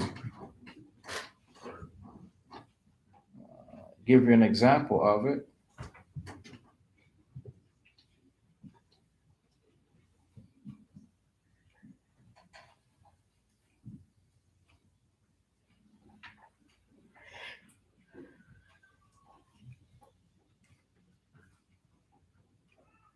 Second Ezra 14.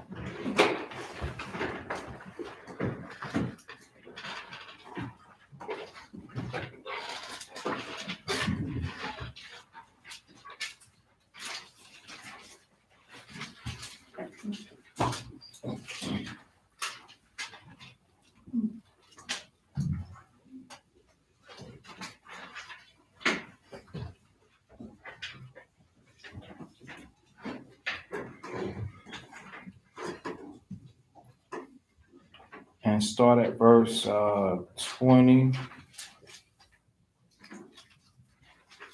Second Ezra chapter 14 and verse 20.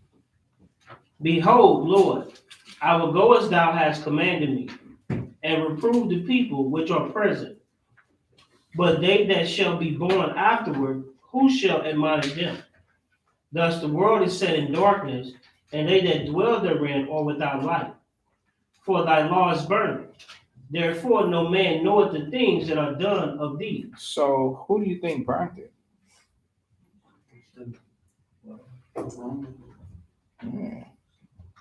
If the law is burnt, what do you think they'll do to a ladder? Nah, man. They're gonna burn it.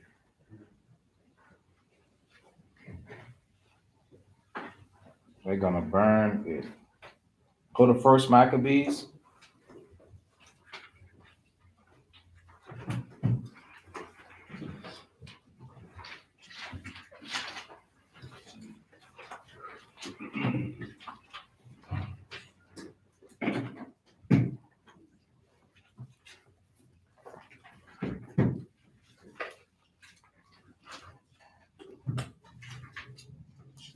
First Maccabees 1.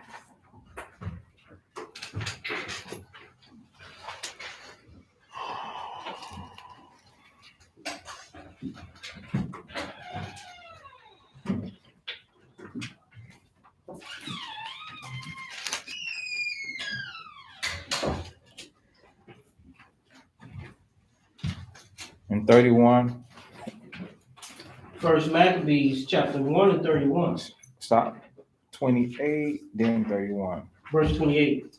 The land also was moved for the inhabitants thereof. And all the house of Jacob was covered with confusion. Verse 31. And when he had taken the spoils of the city, he set it on fire. Right. So how was this guy go? Now all of a sudden, you know, after these times, he just turned into a lover of Israel. Israel always never liked this guy. This guy came in and, you know, he ain't supposed to be there. That would be like somebody moving into your house. They come in, take over, and they never leave. You gonna like that? Uh-uh. Then they bossing you and telling you what to do, and now they make up new laws and what you have to do, and you're gonna be like, huh? And you subject to that? Israel became hostages inside of our own land. We were moved because of this guy. Then he came in and he took everything from us.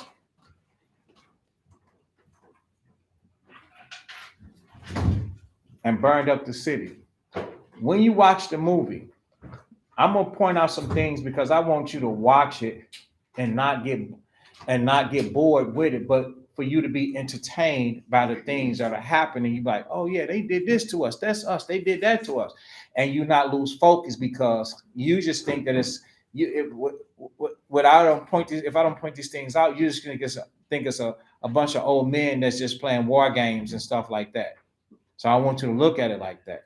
I want you to jump up to verse 29. This is what you're going to notice that they did. Verse 29.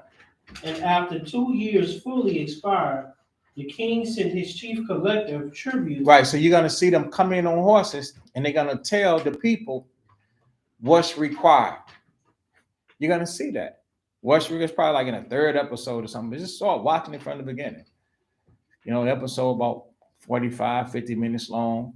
You know, on your downside, you got nothing to do. You watch a little television, break away from the normal shows that's not educational and Housewife at Atlanta and all that kind of stuff. You know, leave that and start checking this out. And you're going to see, oh man, they're going to come in telling the people that's in the village what they're supposed to have. And they just can't support it. The people didn't have it. They was getting their pockets yanked. They had to give all of their stuff over to these people. This is the exact same thing right here. All right. It says the king sent the chief collector of tribute. That's what that is. To the cities. You had to give meat. You had to give food. All right. Unto the cities of Judah, who came into Jerusalem with a great multitude. So when you see all them horses lined up, yeah, they're not leaving without that. They're going to take that stuff. They're going to take them possessions back. Now, let's see.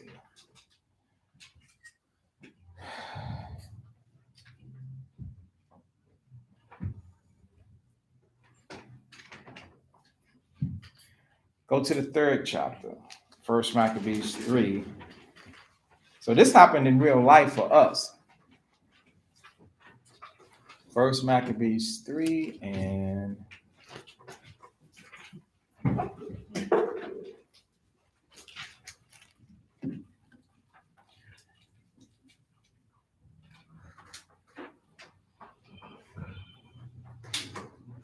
$29. So King Antiochus, we started 27. First Maccabees 3:27. Now when King Antiochus heard these things, he was full of indignation. Wherefore he sent and gathered together all the forces of his realm, even a very strong army. He opened also his treasure and gave his soldiers pay for a year, commanding them to be ready whenever he should need them. Right. So the whole thing is, remember how he went throughout all the earth, hold that, and this is what the guy did. Let's see. First Maccabees 1 and verse 1. I'll read 1 and give it to you. And it happened after that Alexander, the son of Philip, the Macedonian, who came out of the land of Shittim, had smitten Darius, king of the Persians and Medes, that he reigned in his stead the first over Greece, and made many wars. So now he's making more wars. He went over against the Persian and the Medes. He brought Darius down. Go ahead. And won many strongholds. So people that tried to resist him, he won against them. All right, go ahead. And slew the kings of the earth. So when you kill the kings of the earth, what do you do with them? Well, I showed you earlier. What was he doing? What was he doing with the kings? He was taking their children. That's why we went to Daniel, the first chapter. So do everybody remember that? Okay, remember what I teach you. We're not making it up. He was taking their children. Okay. Now, verse 3. And went through to the ends of the earth, and took spoils of many nations, insomuch that the earth was quiet before him. Whereupon he was exalted, and his heart was lifted up. So he also would make slaves out of people, and he also would then enlist them into his military too. And that's how he was making his armies so super big.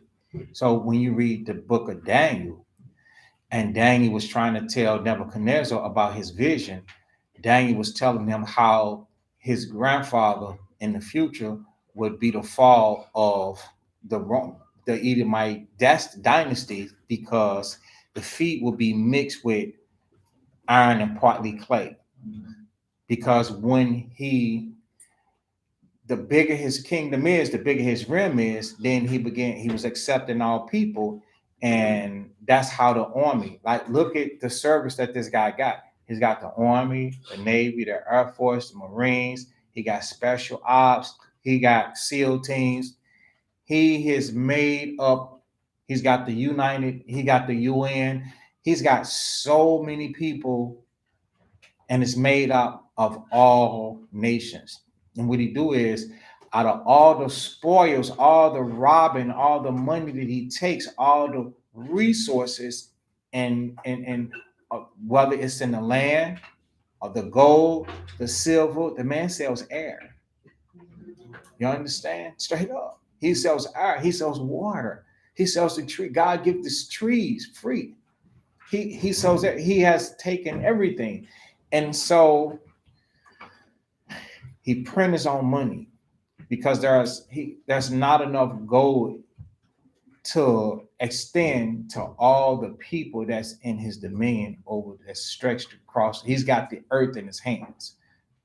So the gold is little gold, but it's many people. So behind Satan, he's deceived and tricked us into taking the certificate, the paper money, and lean of gold and silver. Because for real, the money don't represent nothing. At any time, he can say the money ain't nothing. And you spent all your life working for something that has no value. One thing that do have value from one end of the planet to the other end is gold and silver. And he keeps that locked away to himself. So,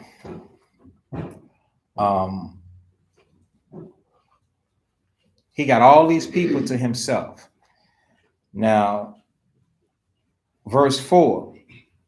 And he gathered a mighty strong host. Right, he gathered a mighty strong host. So when we go back to the third chapter, he gonna have some financial problems. Go ahead. And ruled over countries and nations. So he kept sending the big old armies and navies to different cities and countries. He ruled over these nations. Go ahead. And kings who became tributaries unto him. And right, and all these rights. So you're going to remember that word. That's just a village. That's just a tribal head. All of these kings, they became tributaries unto him. So now that we know how he got the big army through war and taking people's children and taking their sons, they even got something here in the States called the draft that makes the person that's old enough to have to enlist. They send it straight to your child with his name on it. They say, oh, You're 20 years old, you have to register for the draft. So they don't go through the parents no more. You know, they already got your name, your social, your birth certificate, copy of that. They got all of that. And they say, oh, they're going to send it straight to your son. So what they did is that now they're trying to appear to be righteous. We're not going to come in and take him when he's 4 and 5 and 3 and 6 and 7. No, we're going to let you raise him. And after you raise him, then you turn 18 to 20, then they'll send it straight to him with his name on it. See, that's you can't never give in to this man. He has never changed.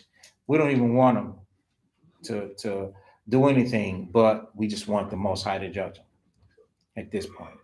Lord, just judge him. Just all you do, you just judge him. All right. So you had a question?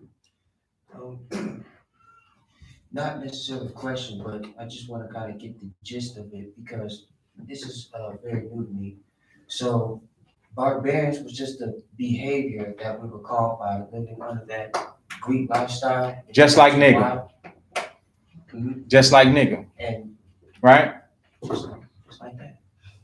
Yeah. They got a whole, it's millions of people that was called nigger, the niggas. Right? Right. But by lineage and bloodline, who were those niggas? Yeah, I'm sorry, what you say, Jane? Even the true niggas. What did you say? Even who? Edom, Esau, true nigga. Oh, okay, but I'm trying to reach a point to him so he don't get, misled by the word barbarian. That's just another byword that they put upon Israel that shows lack of respect. He's calling them, saying that they're uncivilized, they uncultivated, this, that, and the third. So when you watch the movie, because I'm telling you to watch this movie, when you watch the movie, you're watching a piece of resistance that our people did resist the Romans, but they whitewashed it, and it just went right over our head, and we'll be thinking that, oh, it's just them against themselves, and you'll pass it up. You wouldn't even want to see that. But when you look at it and you see the resistance and you see the fight back and you see the ingenuity they put into it, you'll be like, oh, okay. And then it's gonna make you feel some type of way because all they do is lie. They whitewash everything, but we already know that.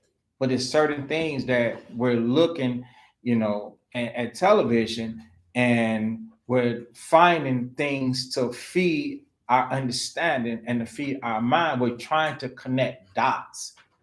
So I just gave you something to watch and then use the scripture to show you that the thing that I'm telling you is validated by the scriptures.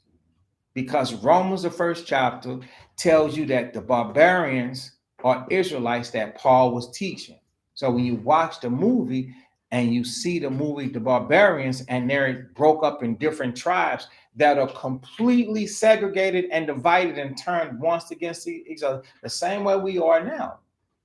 It's the same thing.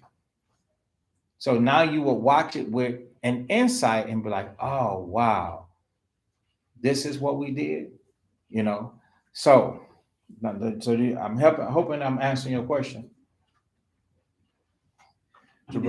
Okay. So back to everybody else. So we got to a point to where they went in and they were taken. So when you see the movie, notice that they are going to be coming in trying to take stuff. At one point they're going to come in and they're going to be asking for our stuff, our food and our animals, to give to Rome. And it's going to be a misunderstanding, It's on our behalf, it was bad because we just didn't have enough to give to them. And they didn't care that they were leaving the people there hungry. They didn't care if you were starving. It was like, I got to have this. You can get it from somewhere else. Maybe it'll fall out the sky for you. but they didn't care.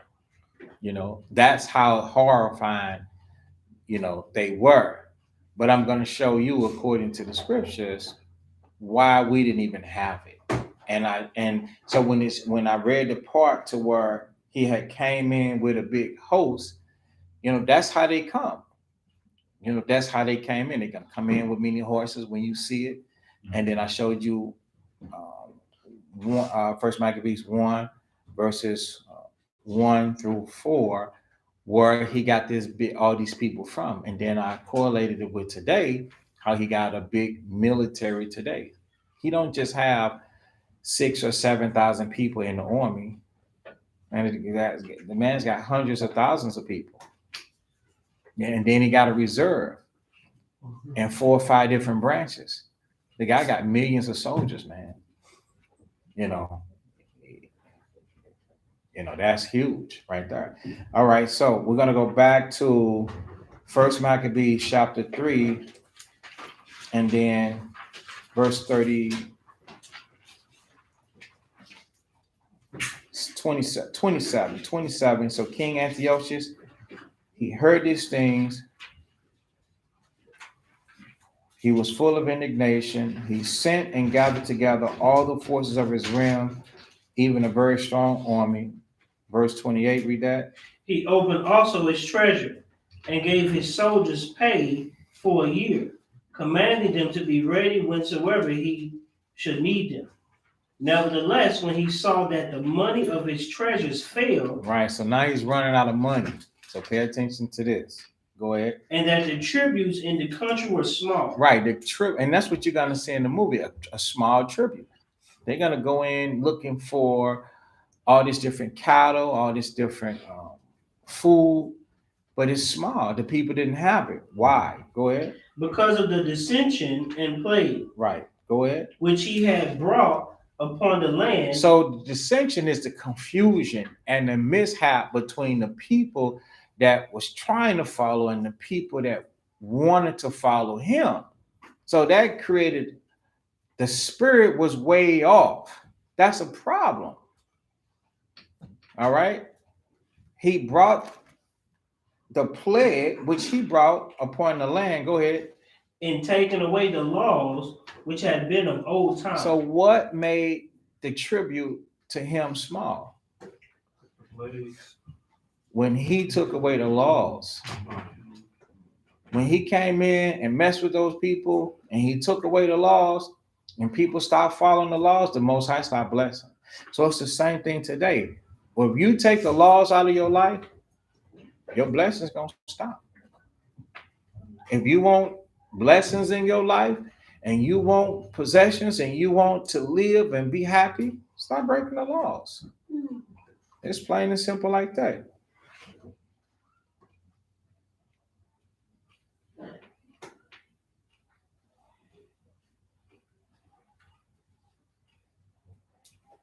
All right.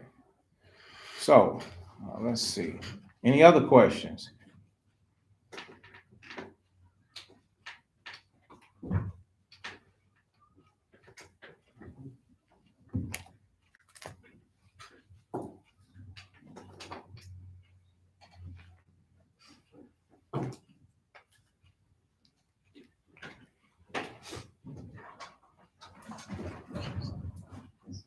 So let's go back to Romans chapter 1.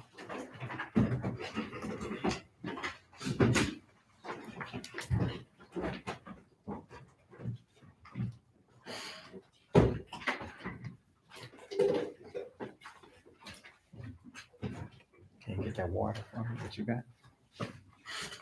And I'll read it. So Romans 1:16, for I'm not ashamed of the gospel of Christ. It is the power of God unto salvation to everyone that believes. Why would Paul have to say that?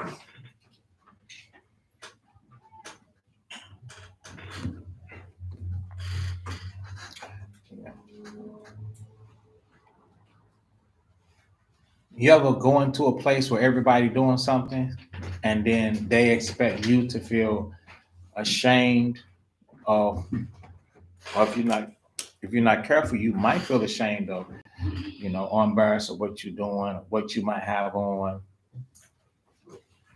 But if you go into a position as a man, we as men, we go into an environment where people are what they would like to say clean cut and groomed, suits on, hair look like damn fried and dyed it, and they spritz look like little toy soldiers or something, right? Groomed up. They got the suit on, hard heel shoes on, with taps on it. You can hear them walking, shining, and you just show up and you got a shirt with t-shirt on with fringes. You're like, you trying to straighten it out. You're gonna straighten it out. Like, well, ain't no wrinkles in the t-shirt. I got a t-shirt on.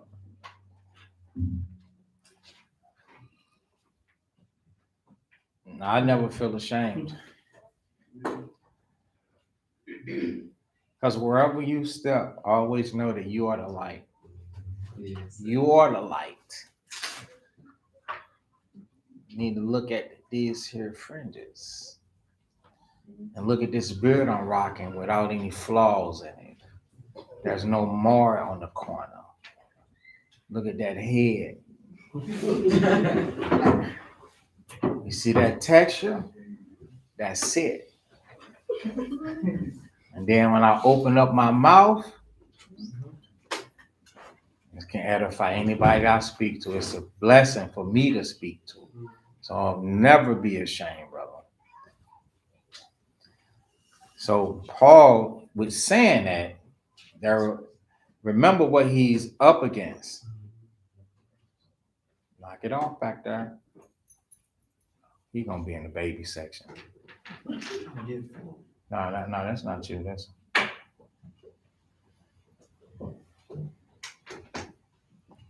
ain't no fan, dude. I'm trying to get it. No, don't do the book like that.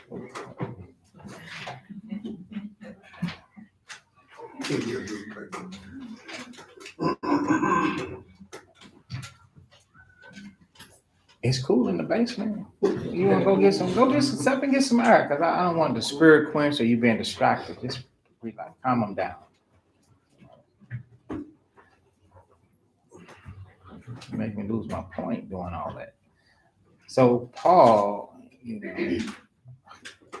he's speaking to a bunch of people that's in the midst of a hostile environment, where he has to say, I'm not ashamed of the gospel of Christ. All these other people, do you not know what Rome is about?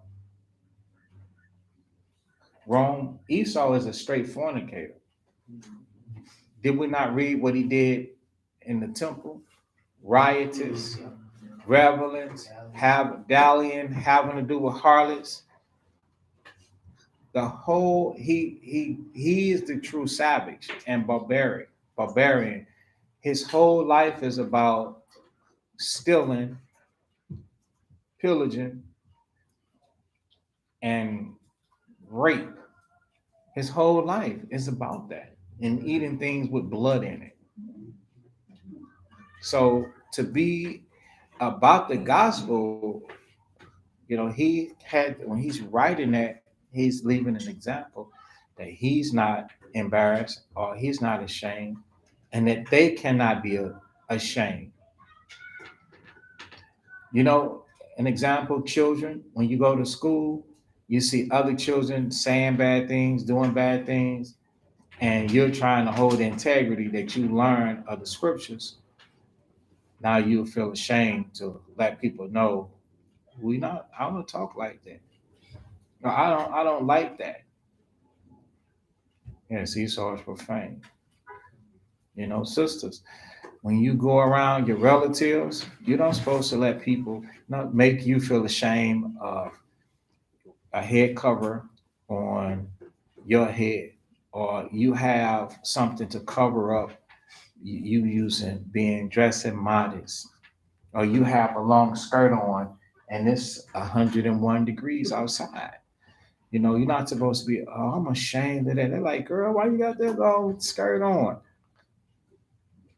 Leave it up to them. We all know how they'll dress. So we're not supposed to be ashamed in the midst of a wicked and perverse generation. Okay? So now I'm still in Romans chapter 1. And then 16 says, for it is the power of God unto salvation to everyone that believes. So the gospel that we and the lifestyle that you walking and living in, it's the gospel to deliverance. Then it says to the Jew first, and also to the Greek. Remember who the Greeks were, right? Right. Okay, Israel that was following up behind the Greeks, right? Okay. For therein is the righteousness of God revealed. Where is the righteousness of the Most High revealed? In the fact that we are not ashamed. Okay, from faith to faith, meaning because we believe in this, and then we believe in the next thing, and we believe in everything according to the scriptures. Okay, let's see about faith. Hold this and go to Romans. I think it should be 10.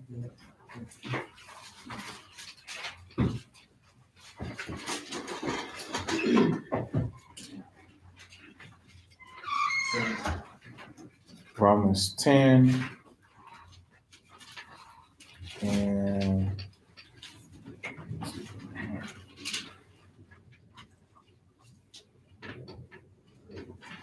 Romans 10 and 10. Read that. The book of Romans, chapter 10 and 10. For with the heart man believeth unto righteousness. Right. From with the heart, man has faith, and he believeth. And what happens according to this line that we're reading? What happens because of his faith and it makes him believe?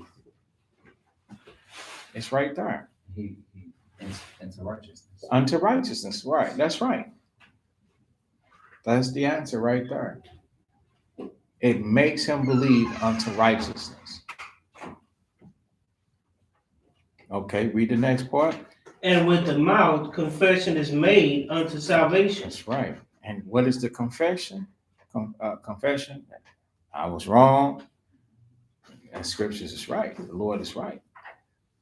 Now he's able to break the bond of sin that has held him back, him or her back. But it comes with confession. Read verse 11. For the scriptures say, whosoever believeth on him shall not be ashamed. So if you believe, you ain't to be ashamed, because the faith led to your righteousness, which then supposed to be the fruit and evidence of the deliverance from that thing. So let's go back to Romans, the first chapter.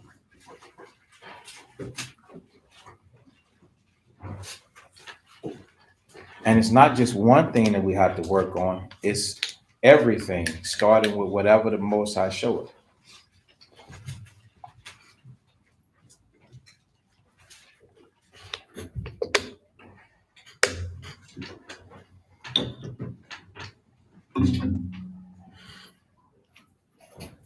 Yeah, let's see. And in 17, I just kind of want to reiterate this, where it says, for therein is the righteousness of God revealed from faith to faith. That faith to faith, do we all understand what that is? That's from situation to situation. The righteousness of the Most High is going to be revealed. You learn one thing, you grow. You learn another thing, you grow. So the Most High was righteous. So it's so far, there's two things. The Most High proved, because you believed in him, he has proved to you to change those two things. Then there's another thing that you have faith in. And so he proved himself to be true to you in that thing too. And he has helped you to overcome that third thing. And then you go through your life purging and cleansing, having faith and remaining faith in the truth, and cleaning everything that the Most High shows you about yourself. Go against yourself for the Most High. And then you're going to see that the Most High is righteous and that he is always the answer and the solution.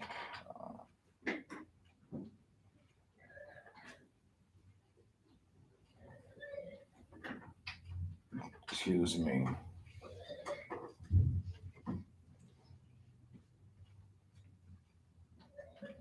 Philippians 4.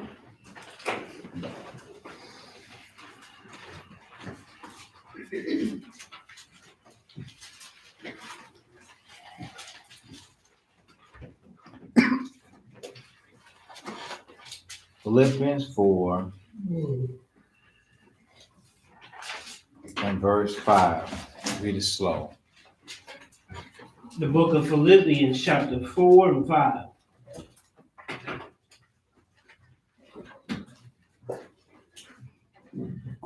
Let your moderation be known unto all men. Right. So the fact that you have faith and you believe, let that be known.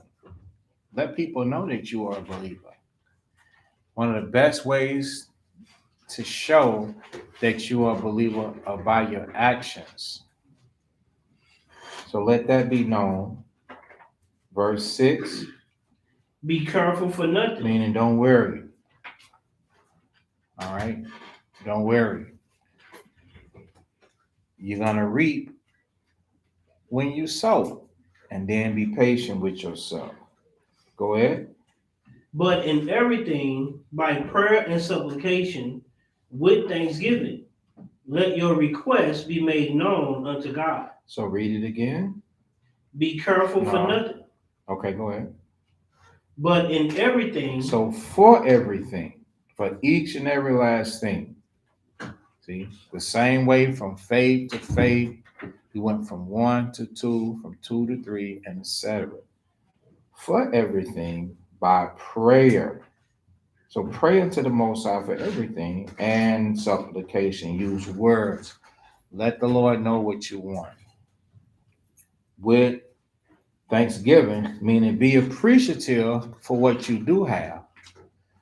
Acknowledge and be grateful and thankful unto the Most High through Christ, Yahweh Shai, for the success that you do have. Don't just be a crybaby, whining and crying and always unsatisfied.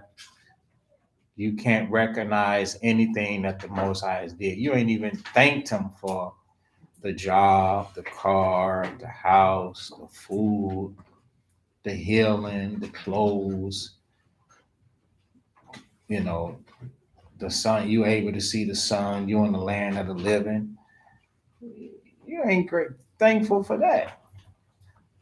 All you have to do, you just got all your sorrows and your gripes and your bitterness and your supplications on what you want.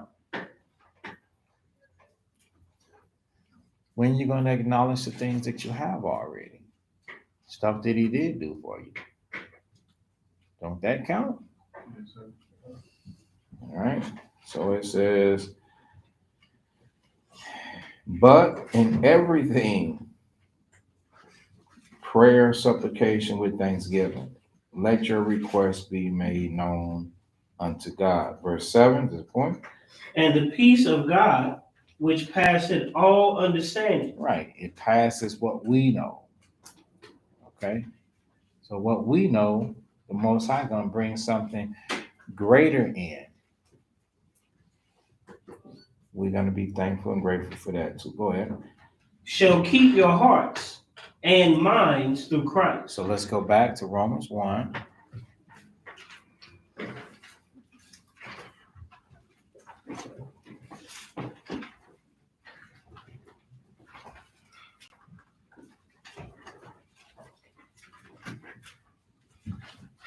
And 17, therein is the righteousness of God revealed. It's going to surpass our understanding. His righteousness is going to be revealed. From this to that, as it is written, the just shall live by faith. All right. Verse 18, read that. For the wrath of God is revealed from heaven against all ungodliness. So now let's go back to the time, to Paul's time. That would be called AD. You know, the first century, or the first time, you know, that time right after Christ died, during the time of Paul, when he had to send this letter in. And remember,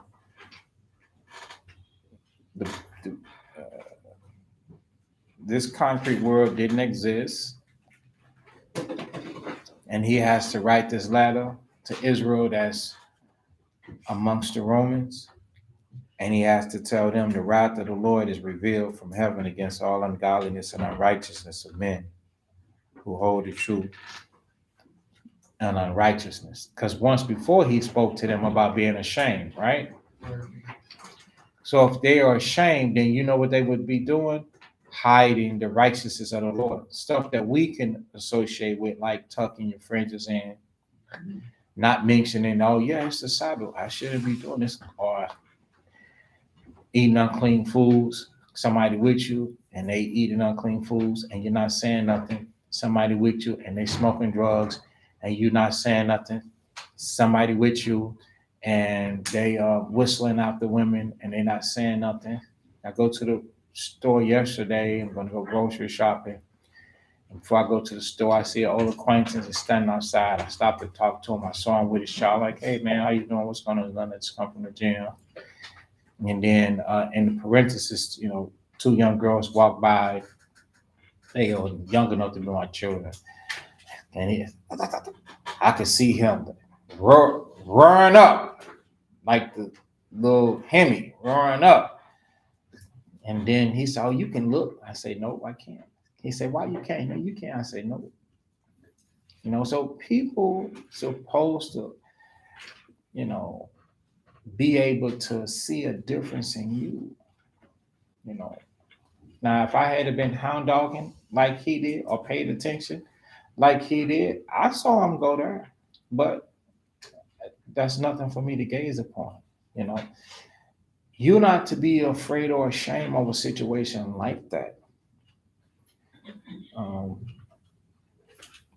hold the truth and unrighteousness. The Most High is going to hold you to a higher standard. He's going to hold, for all of you that sin amongst people and you know right from wrong, you're without excuse. The Most High going to judge you very severely. He really is. Your condemnation is going to be greater than just the average person. He said that I would rather for you to have not known the ways of righteousness. Let's get that. That's why he's saying this.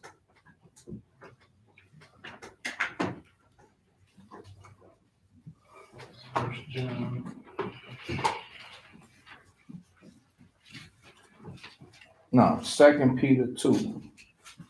2 Peter 2.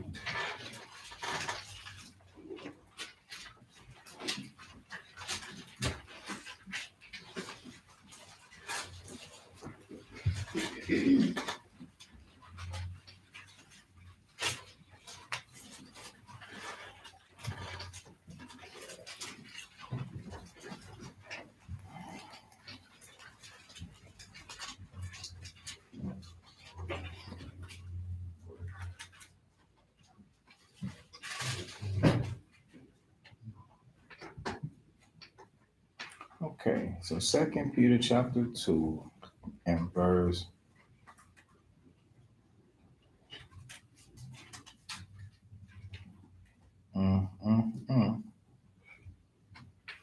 'It's a lot.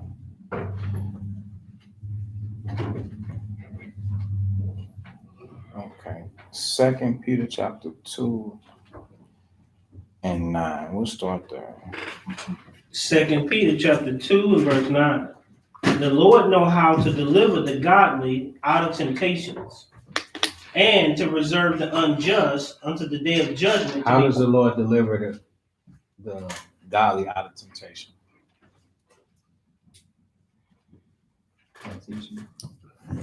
Okay, anybody else?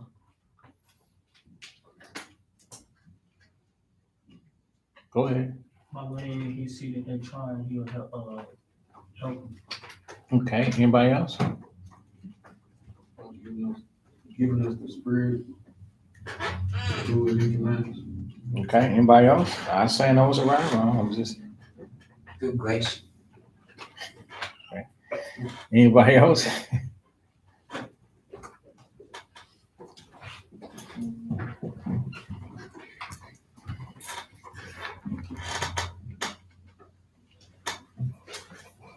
By talking to you in your head. Mm-hmm. I was gonna say, wasn't it something sick? Yeah, by talking to you in your head, he'll tell you. Don't you hear the voice? In your mind, you should hear a voice telling you not to do that. So what all you have different steps. But when it's showtime, he said, you better not look. Because the devil was sitting right there to look and see. I didn't anticipate. I didn't send the people there. And I didn't know that the person was going to the Lord. So you better not look. But I couldn't tell who they were or nothing. My parenthesis, two people walking by, and I just kept my conversation on him. And then he hemmied up. Room. It's like, what is wrong with you? Like, oh, you can look. I said, no, I can't. You're not supposed to either, man. Oh, ain't nothing wrong with looking. I said, yes, it is. So in your mind, the spirit is supposed to tell you.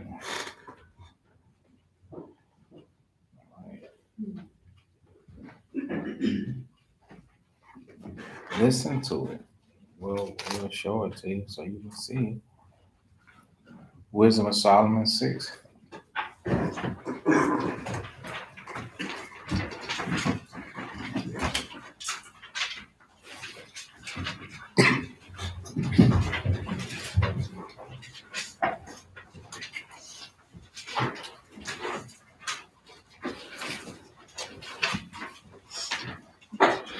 And which verse did you pick, Yariel?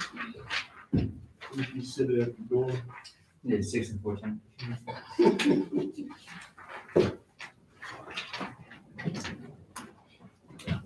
Okay, 16. Wisdom of Solomon 6 and 16. For she goeth about seeking such as are worthy of her, showeth herself favorably unto them in the ways, and meeteth them in every thought. And meet them in every thought. Yeah, so that voice is supposed, the spirit of the Most High is supposed to be talking to you, man, telling you what to do. Brothers and sisters, start listening unto the voice and start doing what it's telling you to do. Then you're going to begin to have success. You know the difference between sin. Don't do the sin. Don't listen to that voice. All right, so let's get back on track. Second Peter 2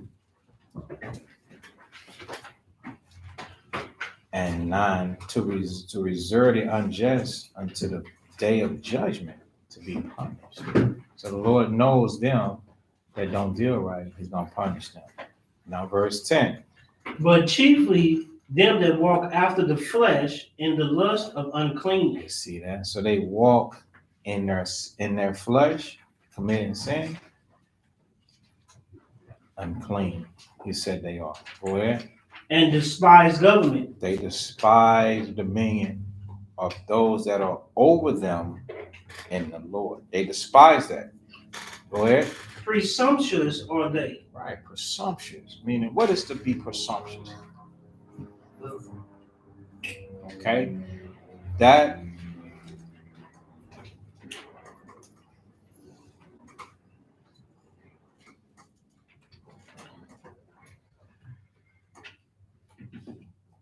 Forward.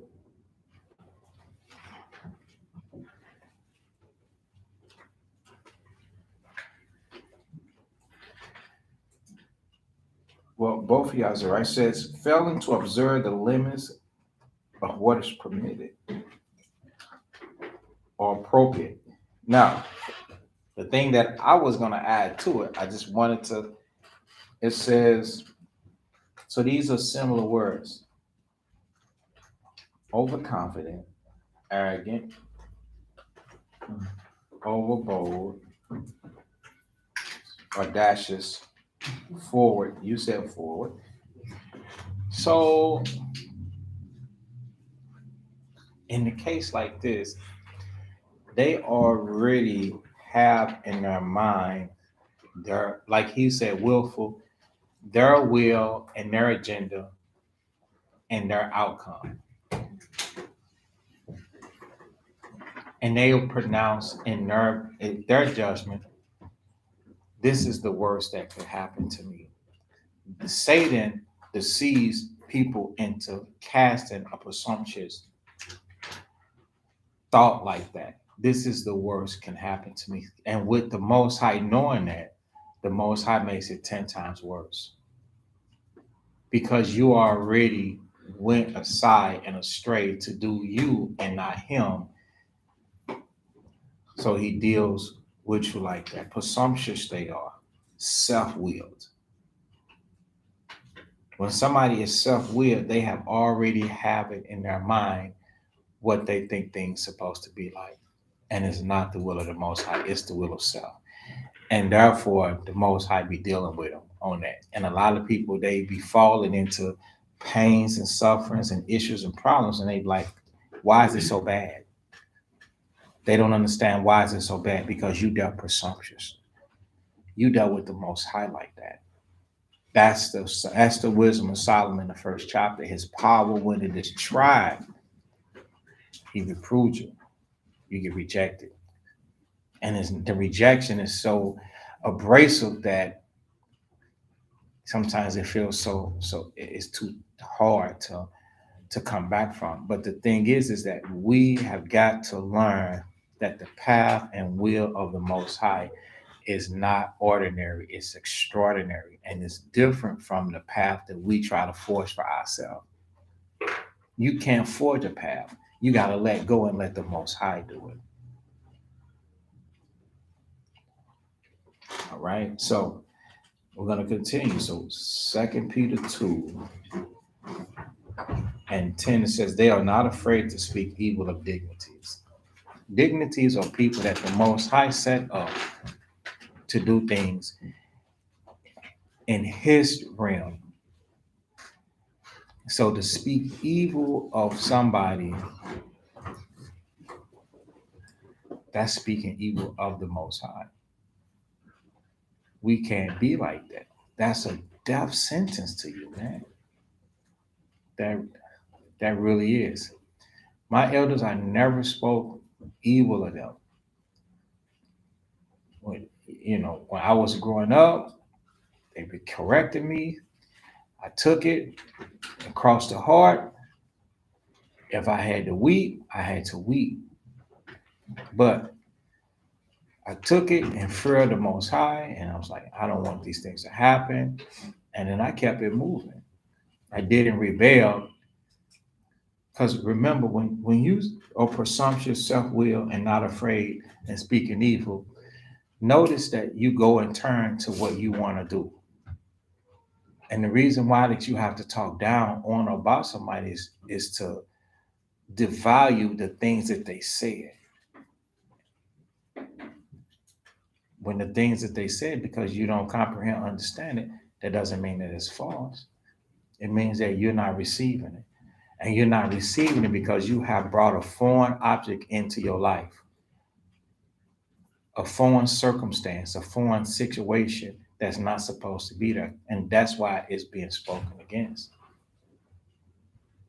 Whereas angels, which are greater in power and might, bring meaning in just the average people on the earth. They bring not a railing accusation against them before the Lord. Are we not hearing this? We have angels that overtake us, that oversee us in the spirit world. And they don't even talk about us the way that members will talk about you. They don't even bring a real accusation. They have enough respect for you when they give a report. They give a report based upon facts, and it's not full of emotions and personal. They have respect. But these, as natural brute beasts, now I was talking about ones in the flesh being taken. What are they taken? By the trap, the thing that's the sin that they like or that they be doing. Pay attention, young brothers. Because what am I explaining? I'm explaining the behavior of men and women and why they put up resistance. But if you pay attention, you're gonna notice, you're gonna have this information. But these as brute beasts, as natural brute beasts, made to be taken and destroyed, speak evil of things that they understand not, and shall utterly perish in their own corruption. Remember, why did we came here? We came here from holding the truth, who hold the truth in unrighteousness. And we still was doing the time of Paul, and Paul was letting them know that they were not supposed to be ashamed of this gospel. This is a barbaric, this will not say barbaric. This is a time frame to where they actually crucified the Lord, hung him, strung him up on a cross. So that's the way. If you cross these guys here, you get strung up. So there's no way that you can have this education of the truth and then be ashamed of it. Do a Peter. No, that's not me. You know, I'm not with him. Or now you turn into a non-believer to save your life. You can't do that.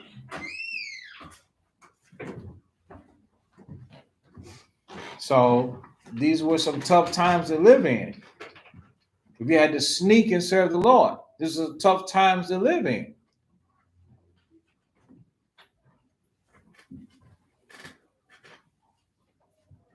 You couldn't be ashamed. And people that held the truth in unrighteousness, they sin with the sinners, and then they be holy when they with the rest of the fellows. Shall receive the reward of unrighteousness. Are you like that as an individual? You're a saint today, you're going to kick in hell later or tomorrow. You're going to go and sin.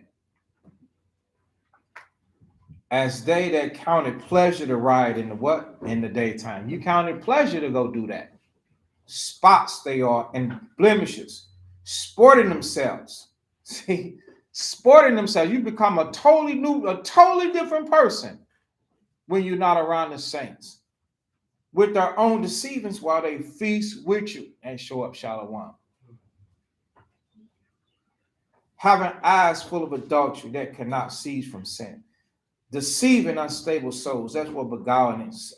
Deceiving, there are people that will look at you with regard and you will fully deceive them. They don't even know that you're terrible. A heart they have exercised with covetous practices, cursed children, which, having forsaken the right way, are gone astray. Loving the wages of unrighteousness. Verse 16, but was rebuked for his iniquity, the dumbass speaking with man's voice forbade the madness of the prophet. These are wells without water, clouds that are carried about with tempest, to whom the mist of darkness is preserved forever. When they speak graceful and words of vanity, they allure through the lust of the flesh, through much wantonness. Those that were clean escape from them who live in error. While they promise them liberty, they themselves are the servants of corruption. For of whom a man is overcome, meaning you come up out of the street, out of the world, you don't deal with these people no more, the same as he brought into bondage. You go right back. What does that say about a person that allows it to happen to themselves? You're not supposed to return back unto the old ways. For if after they have escaped the pollutions of the world through the knowledge of the Lord and Savior Yahushua, they are again entangled therein and overcome, the latter end is worse with them than the beginning. For it had been better for them not to have known the way of righteousness than after they have known it to turn from the holy commandment delivered unto them. But it happened unto them according to the true proverb, the dog is turned to his own vomit again. That's a sad scene right there. To see the dog so greedy, he throw his stomach up. You ever seen a dog throwing up? He's sick, he's bent over, his stomach is quenched, and it's like he's milking his stomach. He be irking and jerking. And the dog mouth is wide open. He's like, you feel so, you like, oh, it's my poor dog. He's sick. What is that? And he got all his vomit on the floor, on the concrete or whatever. But then he turned again to the vomit.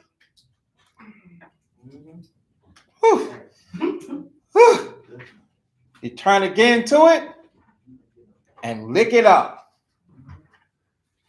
And the soul that is washed to her wallowing in the mire. Oh, man.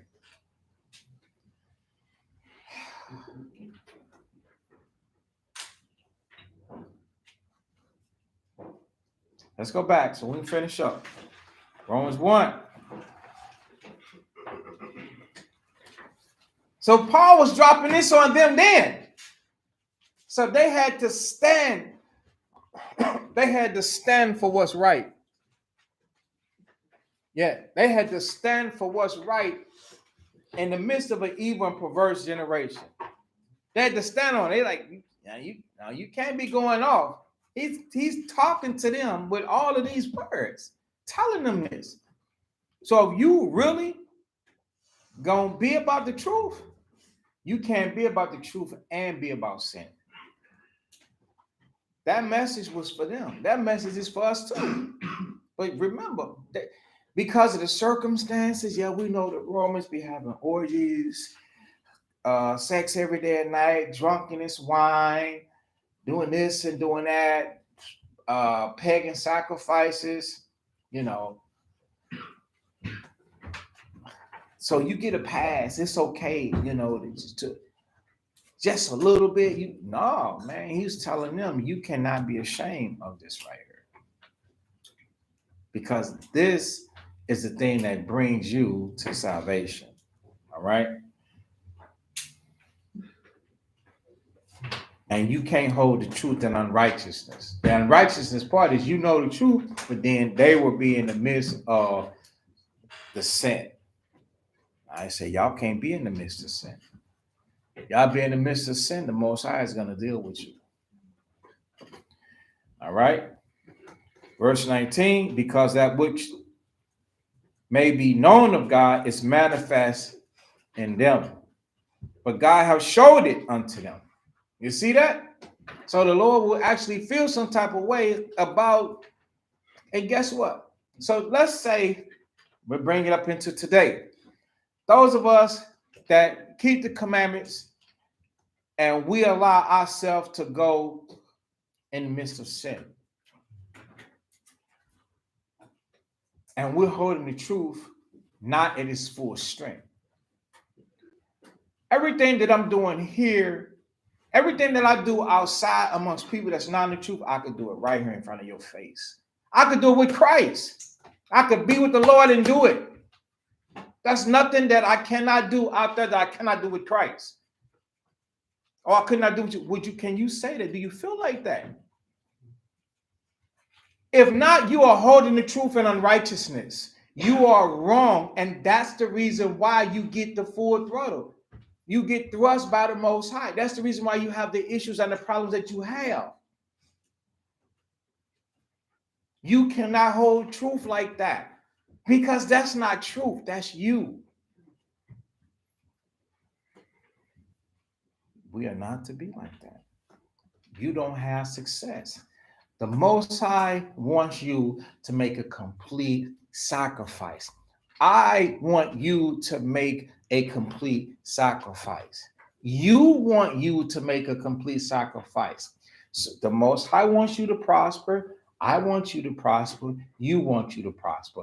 I've covered some of the most influential people in your life.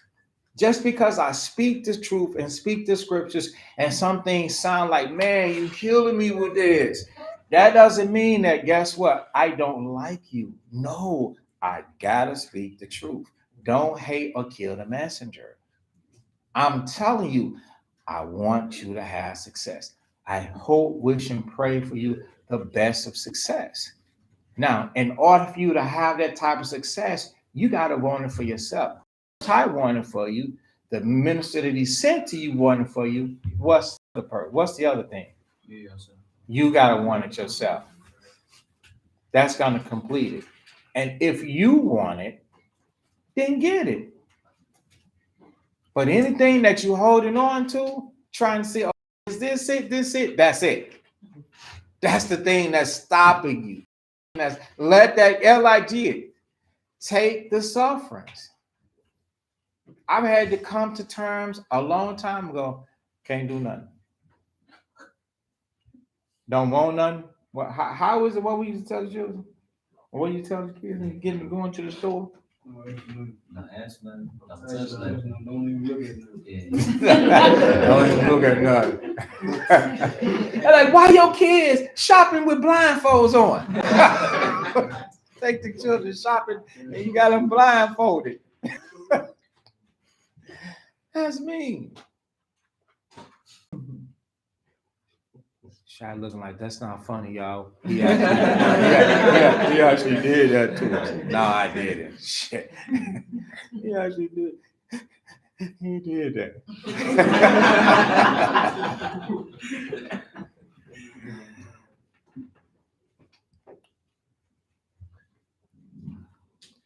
Just give in. Just give in and accept it. It's the best giving in that you're gonna be. It's gonna be the best giving in your life.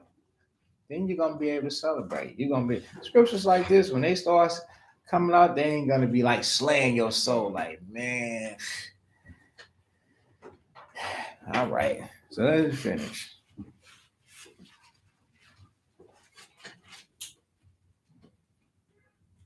That's it. I ain't gotta push the rest. But our people, man, they went through some tough times. And Paul, they still had to apply what's right in the midst of this, just like us. Just like us. That's been in every dynasty, in every kingdom, there has been a society that has been the stuff, you know. I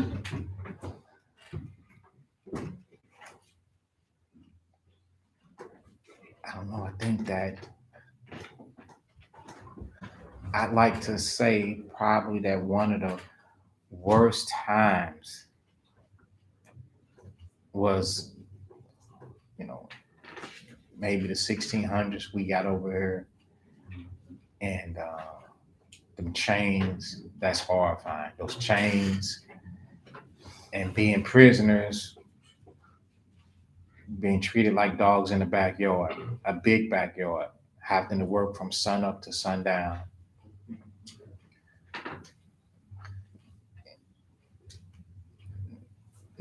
People never leaving that plantation. They ain't being born unless they get sold. That's like never leaving off this street and always having to go outside to work and just come back. That's tough. But there have been great kingdoms that's been full of temptation. So you're not the only ones. You're living in an environment to where the world is surrounded with things that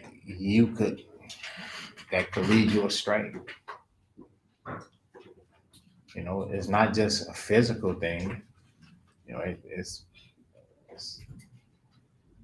a lot. You have people breaking laws with their diet. They can get with anything, but say they can't stop. They can't stop eating.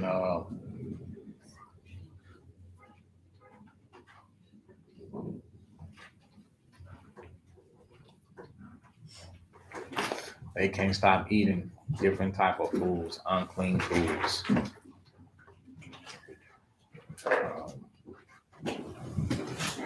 So in this kingdom that we gotta live in, we just gotta make sure that we do what we need to do to avoid breaking the laws. And even though it seems to be hard, try not to make it that hard. You know, what will make it easy to kind of deal with is the fellowship. Because, you know, the fellowship is the support system that we say that all the time. When you're going to look at it like it's the Most High saying it, teaching you that it's the fellowship.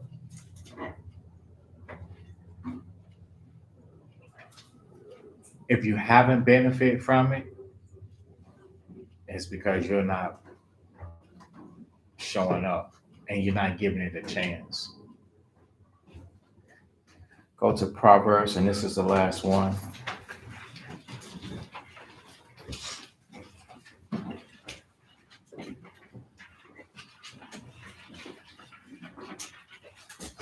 Proverbs 18.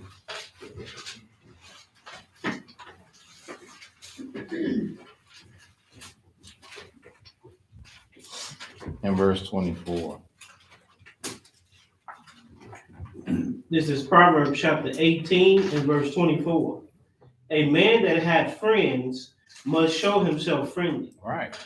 So if you want to change and you want the fellowship to benefit you and you're going to profit by it, what do you think you got to do? You got to show yourself. You got to show up and show out. You got to show yourself to be a fellow, friend, friendship. So a man or a woman that's going to have friends, you got to be friendly. You know, the Bible says, all whatsoever that men should do to you, do you unto them. So, you know, you got to be nice.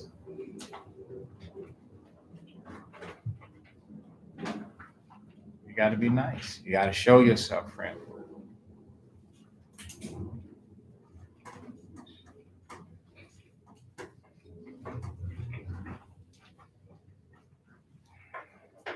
Right. You have to. Any questions? Because I was saying that because I made the statement that the fellowship is able to uphold you and it's able to help you. So it has to be reciprocated, and it's got to be a two-way street. It's a give and take situation.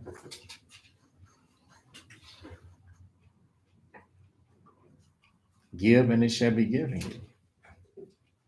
Packed, pressed down, and overflowing. Respect, love, care, concern, unfeigned love, not the false love. You know, not that. That's trash. You're gonna get judged by the Most High. Anybody that's not real is going to be judged by the Most High for not being real. And you have to be true. And then be good to each other. You have to be good to each other. You have to be good to each other even when you ain't feeling good yourself.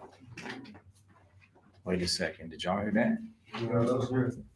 Yeah, just because you're not feeling good, now you're gonna treat somebody else bad. Now you gotta remember, that's still your companion. Your infirmity or your suffering, you can't spill that out on them. And then if you happen to, you go back and like, I apologize. You know, I spilled something out on you and that it wasn't, I wasn't supposed to do that. Let them know that you understand that you crossed the line. That's why the scriptures say we can't be ashamed to confess our faults, because it means the world of a difference to somebody when you can open up and say, that's on me. I don't mean it like that. I do apologize. And then promote yourself back to honor with your companion, with the person that you was a friend with. So fellowship works. You got to be in it to win it. Any questions? Anybody got anything to add?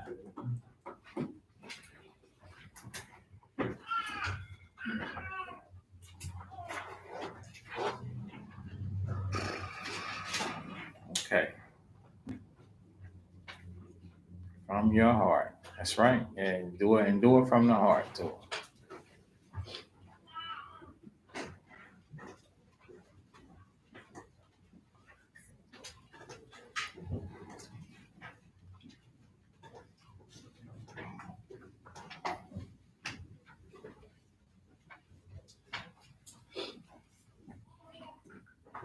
Sorry is honorable, right? Sorry is honorable. Sometimes we are rash with our mouths.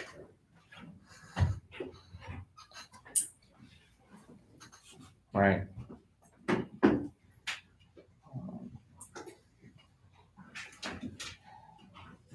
70 times 7. And then sometimes even more than just sorry. You know, the script, listen up, because we all gonna cross the line with somebody at one point or another. And this is what the scriptures say. It's in Romans 15. It says, let us please our neighbor to what? It's good. Why is it that we don't care about our neighbor? Do we not know that that cancels our relationship with the Father? Do you ever look at it like that?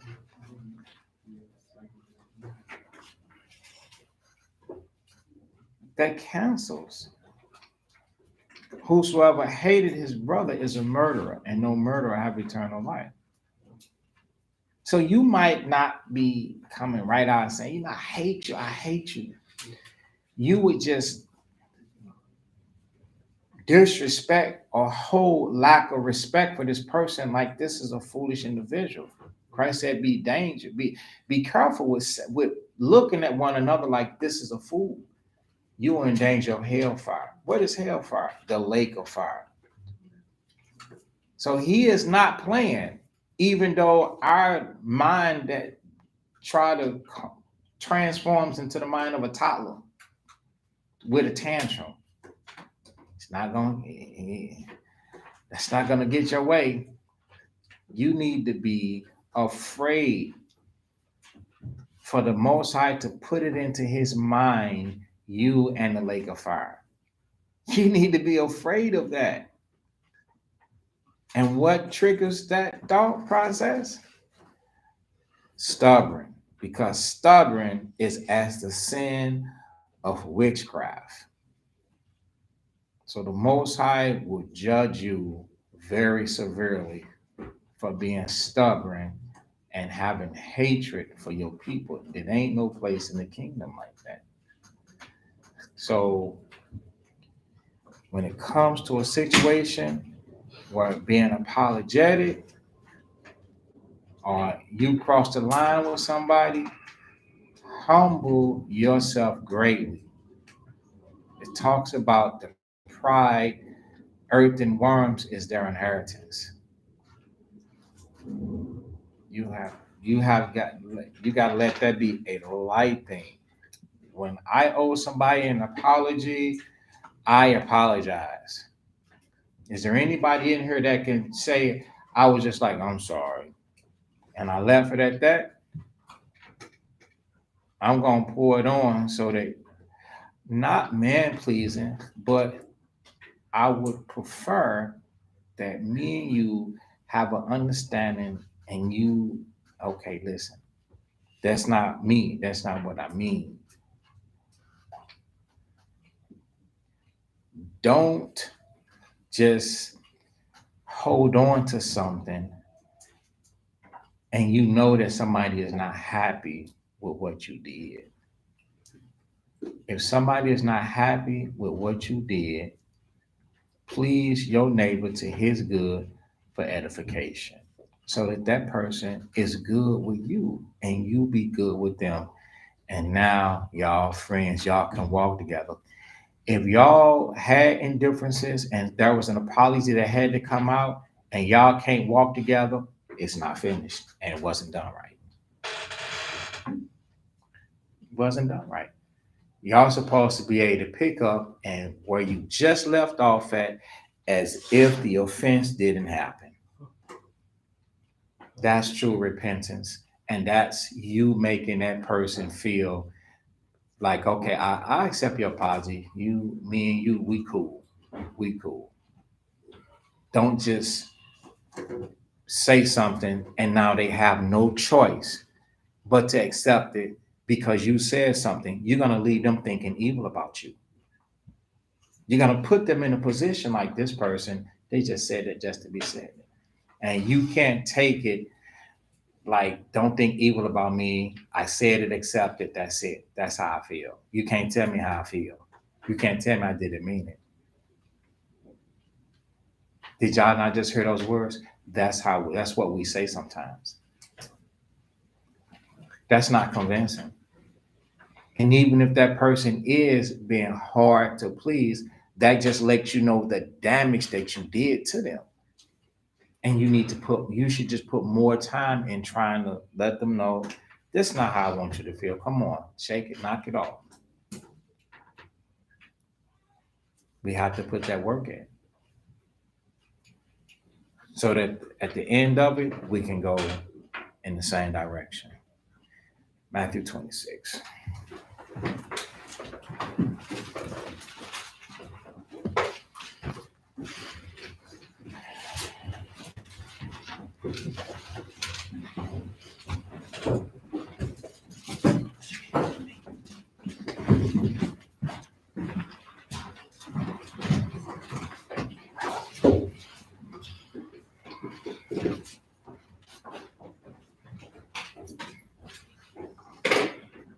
This is the book of Matthew, chapter 26 and verse 6.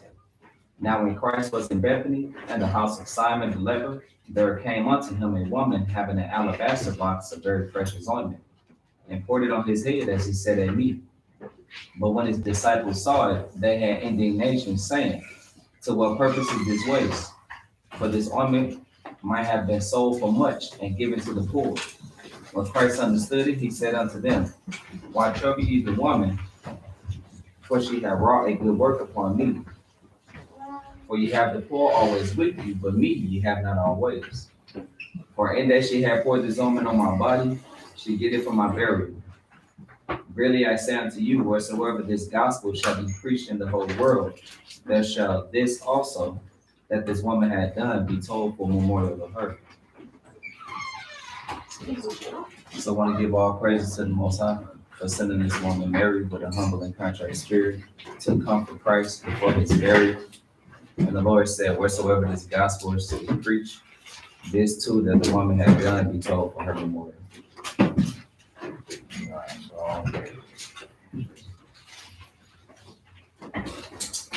The book of 1 Corinthians, chapter 11 and verse 23.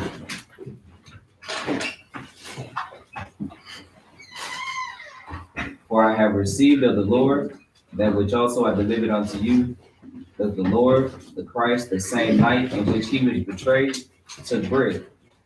And when he had given thanks, he brake it and said, Take, eat, this is my body, which is broken for you. This do in remembrance of me. After the same manner also he took the cup when he had supped, saying, This cup is the New Testament in my blood. This do ye as oft as ye drink it in remembrance of me. For as often as ye eat this bread and drink this cup, ye do show the Lord's death till he come. Wherefore, whosoever shall eat this bread and drink this cup of the Lord unworthily shall be guilty of the body and blood of the Lord. But let a man examine himself, and so let him eat of that bread and drink of that cup. For he that eateth and drinketh unworthily, eateth and drinketh damnation to himself, not discerning the Lord's body. For this cause many are weak and sickly among you, and many sleep. For if we would judge ourselves, we should not be judged. But when we are judged, we are chastened of the Lord, that we should not be condemned with the world.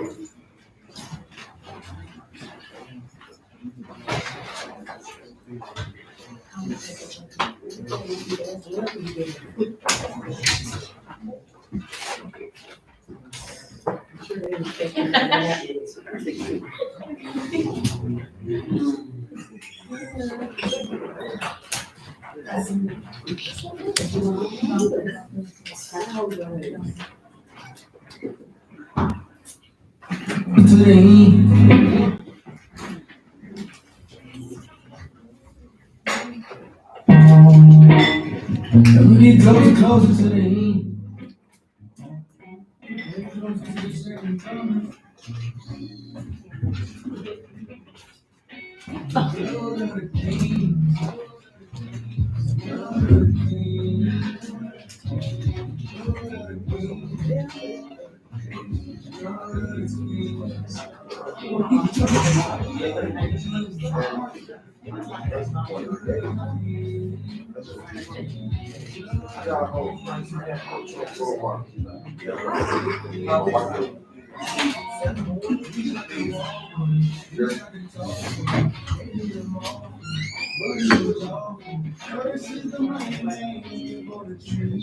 He was made a curse when he was you're the king. You're the king. You're the king. You're the king. You feel like the devil, but you are coming back. I'm not sure from the king, you're the one living back. I say you have the blood,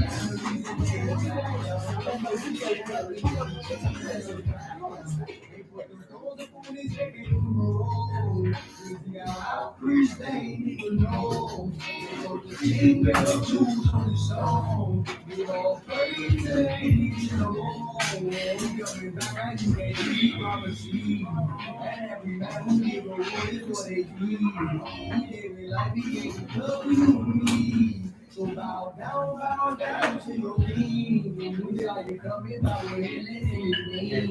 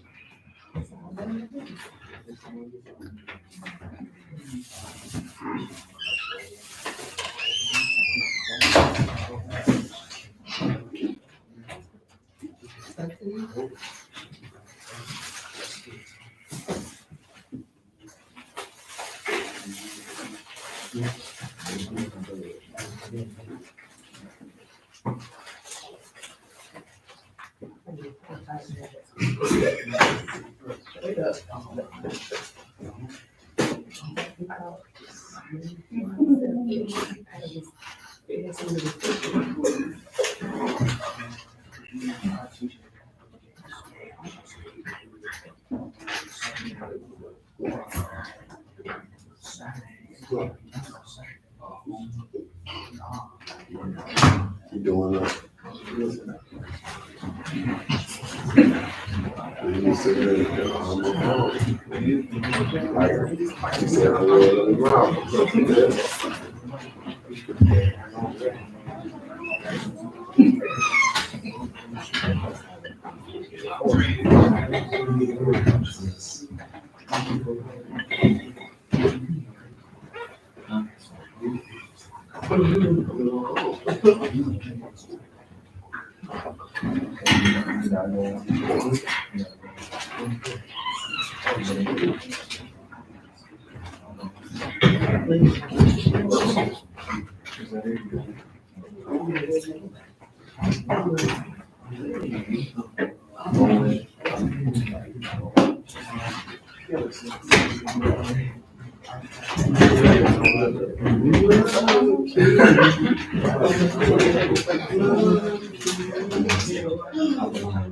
Oh, good.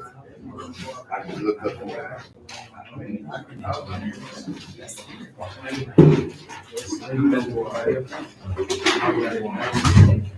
No, you good. We do it all fine. Okay, Israel. I'm saying in the name of Christ, thank you for the food and drink. Amen. Amen. This is body which broke for you.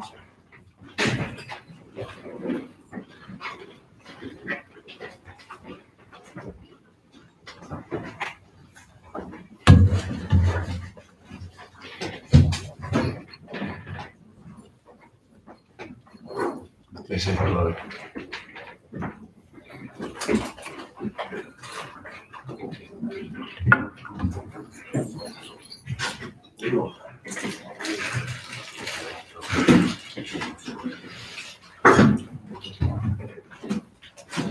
Okay, let's go. We're gonna stand and face Jerusalem.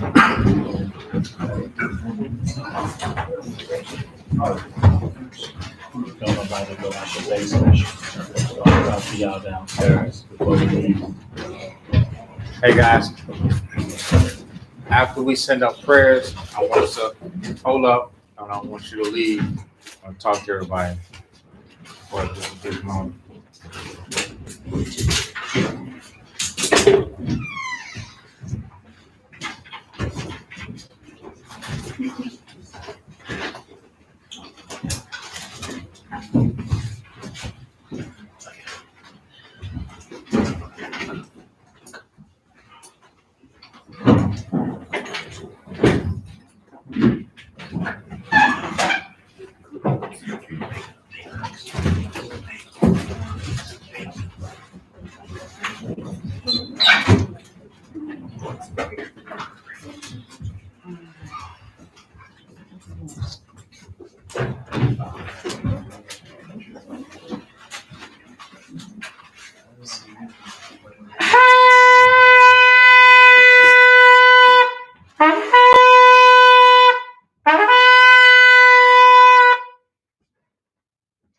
Okay, Israel. If every man was just like me, what kind of sanctuary would this be? The Lord's Prayer, Matthew 6:9. Our Father which art in heaven, hallowed be thy name, thy kingdom come, thy will be done in earth as it is in heaven. Give us this day our daily bread, and forgive us our debts, as we forgive our debtors. And lead us not into temptation, but deliver us from evil. For thine is the kingdom, and the power, and the glory forever. In Christ's name we pray, amen. Amen. The labor's prayer, Luke 10:2. Therefore said he unto them, the harvest truly is great, but the labors are few. Pray therefore the Lord of the harvest that he will send forth labors into his harvest. Bless you, Most High, King of heaven and earth, and all things, Most High, in the name of the Christ. Send more disciples and teachers to your harvest to gather your people Israel, and send counsel behind your laws to stand before thy people Israel. Give us strength to break down our lives with thy word. In Christ's name we pray, amen. Amen. The blessing of Israel, Numbers chapter 6:24. Children of Israel, the Lord bless thee and keep thee. The Lord make his face shine upon thee and be gracious unto thee. The Lord lift up his countenance upon thee and give thee peace. And in Christ's name we pray, amen. Amen. Okay, children of Israel, bless one another. Most High name of Christ bless you all. Okay, guys, take a seat. You're not welcome.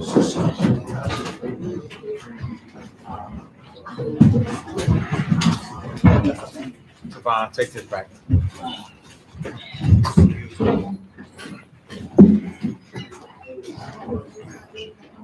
Okay. And y'all come around downstairs. Trying to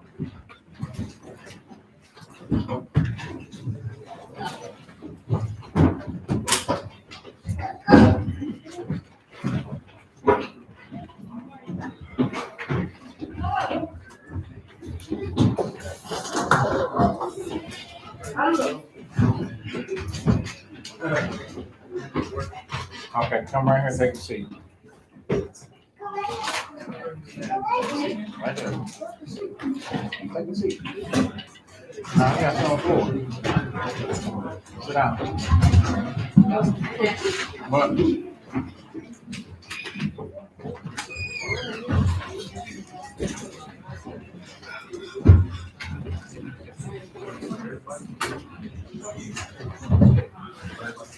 All right, Israelites, Shalom, Most High Christ bless. Good night.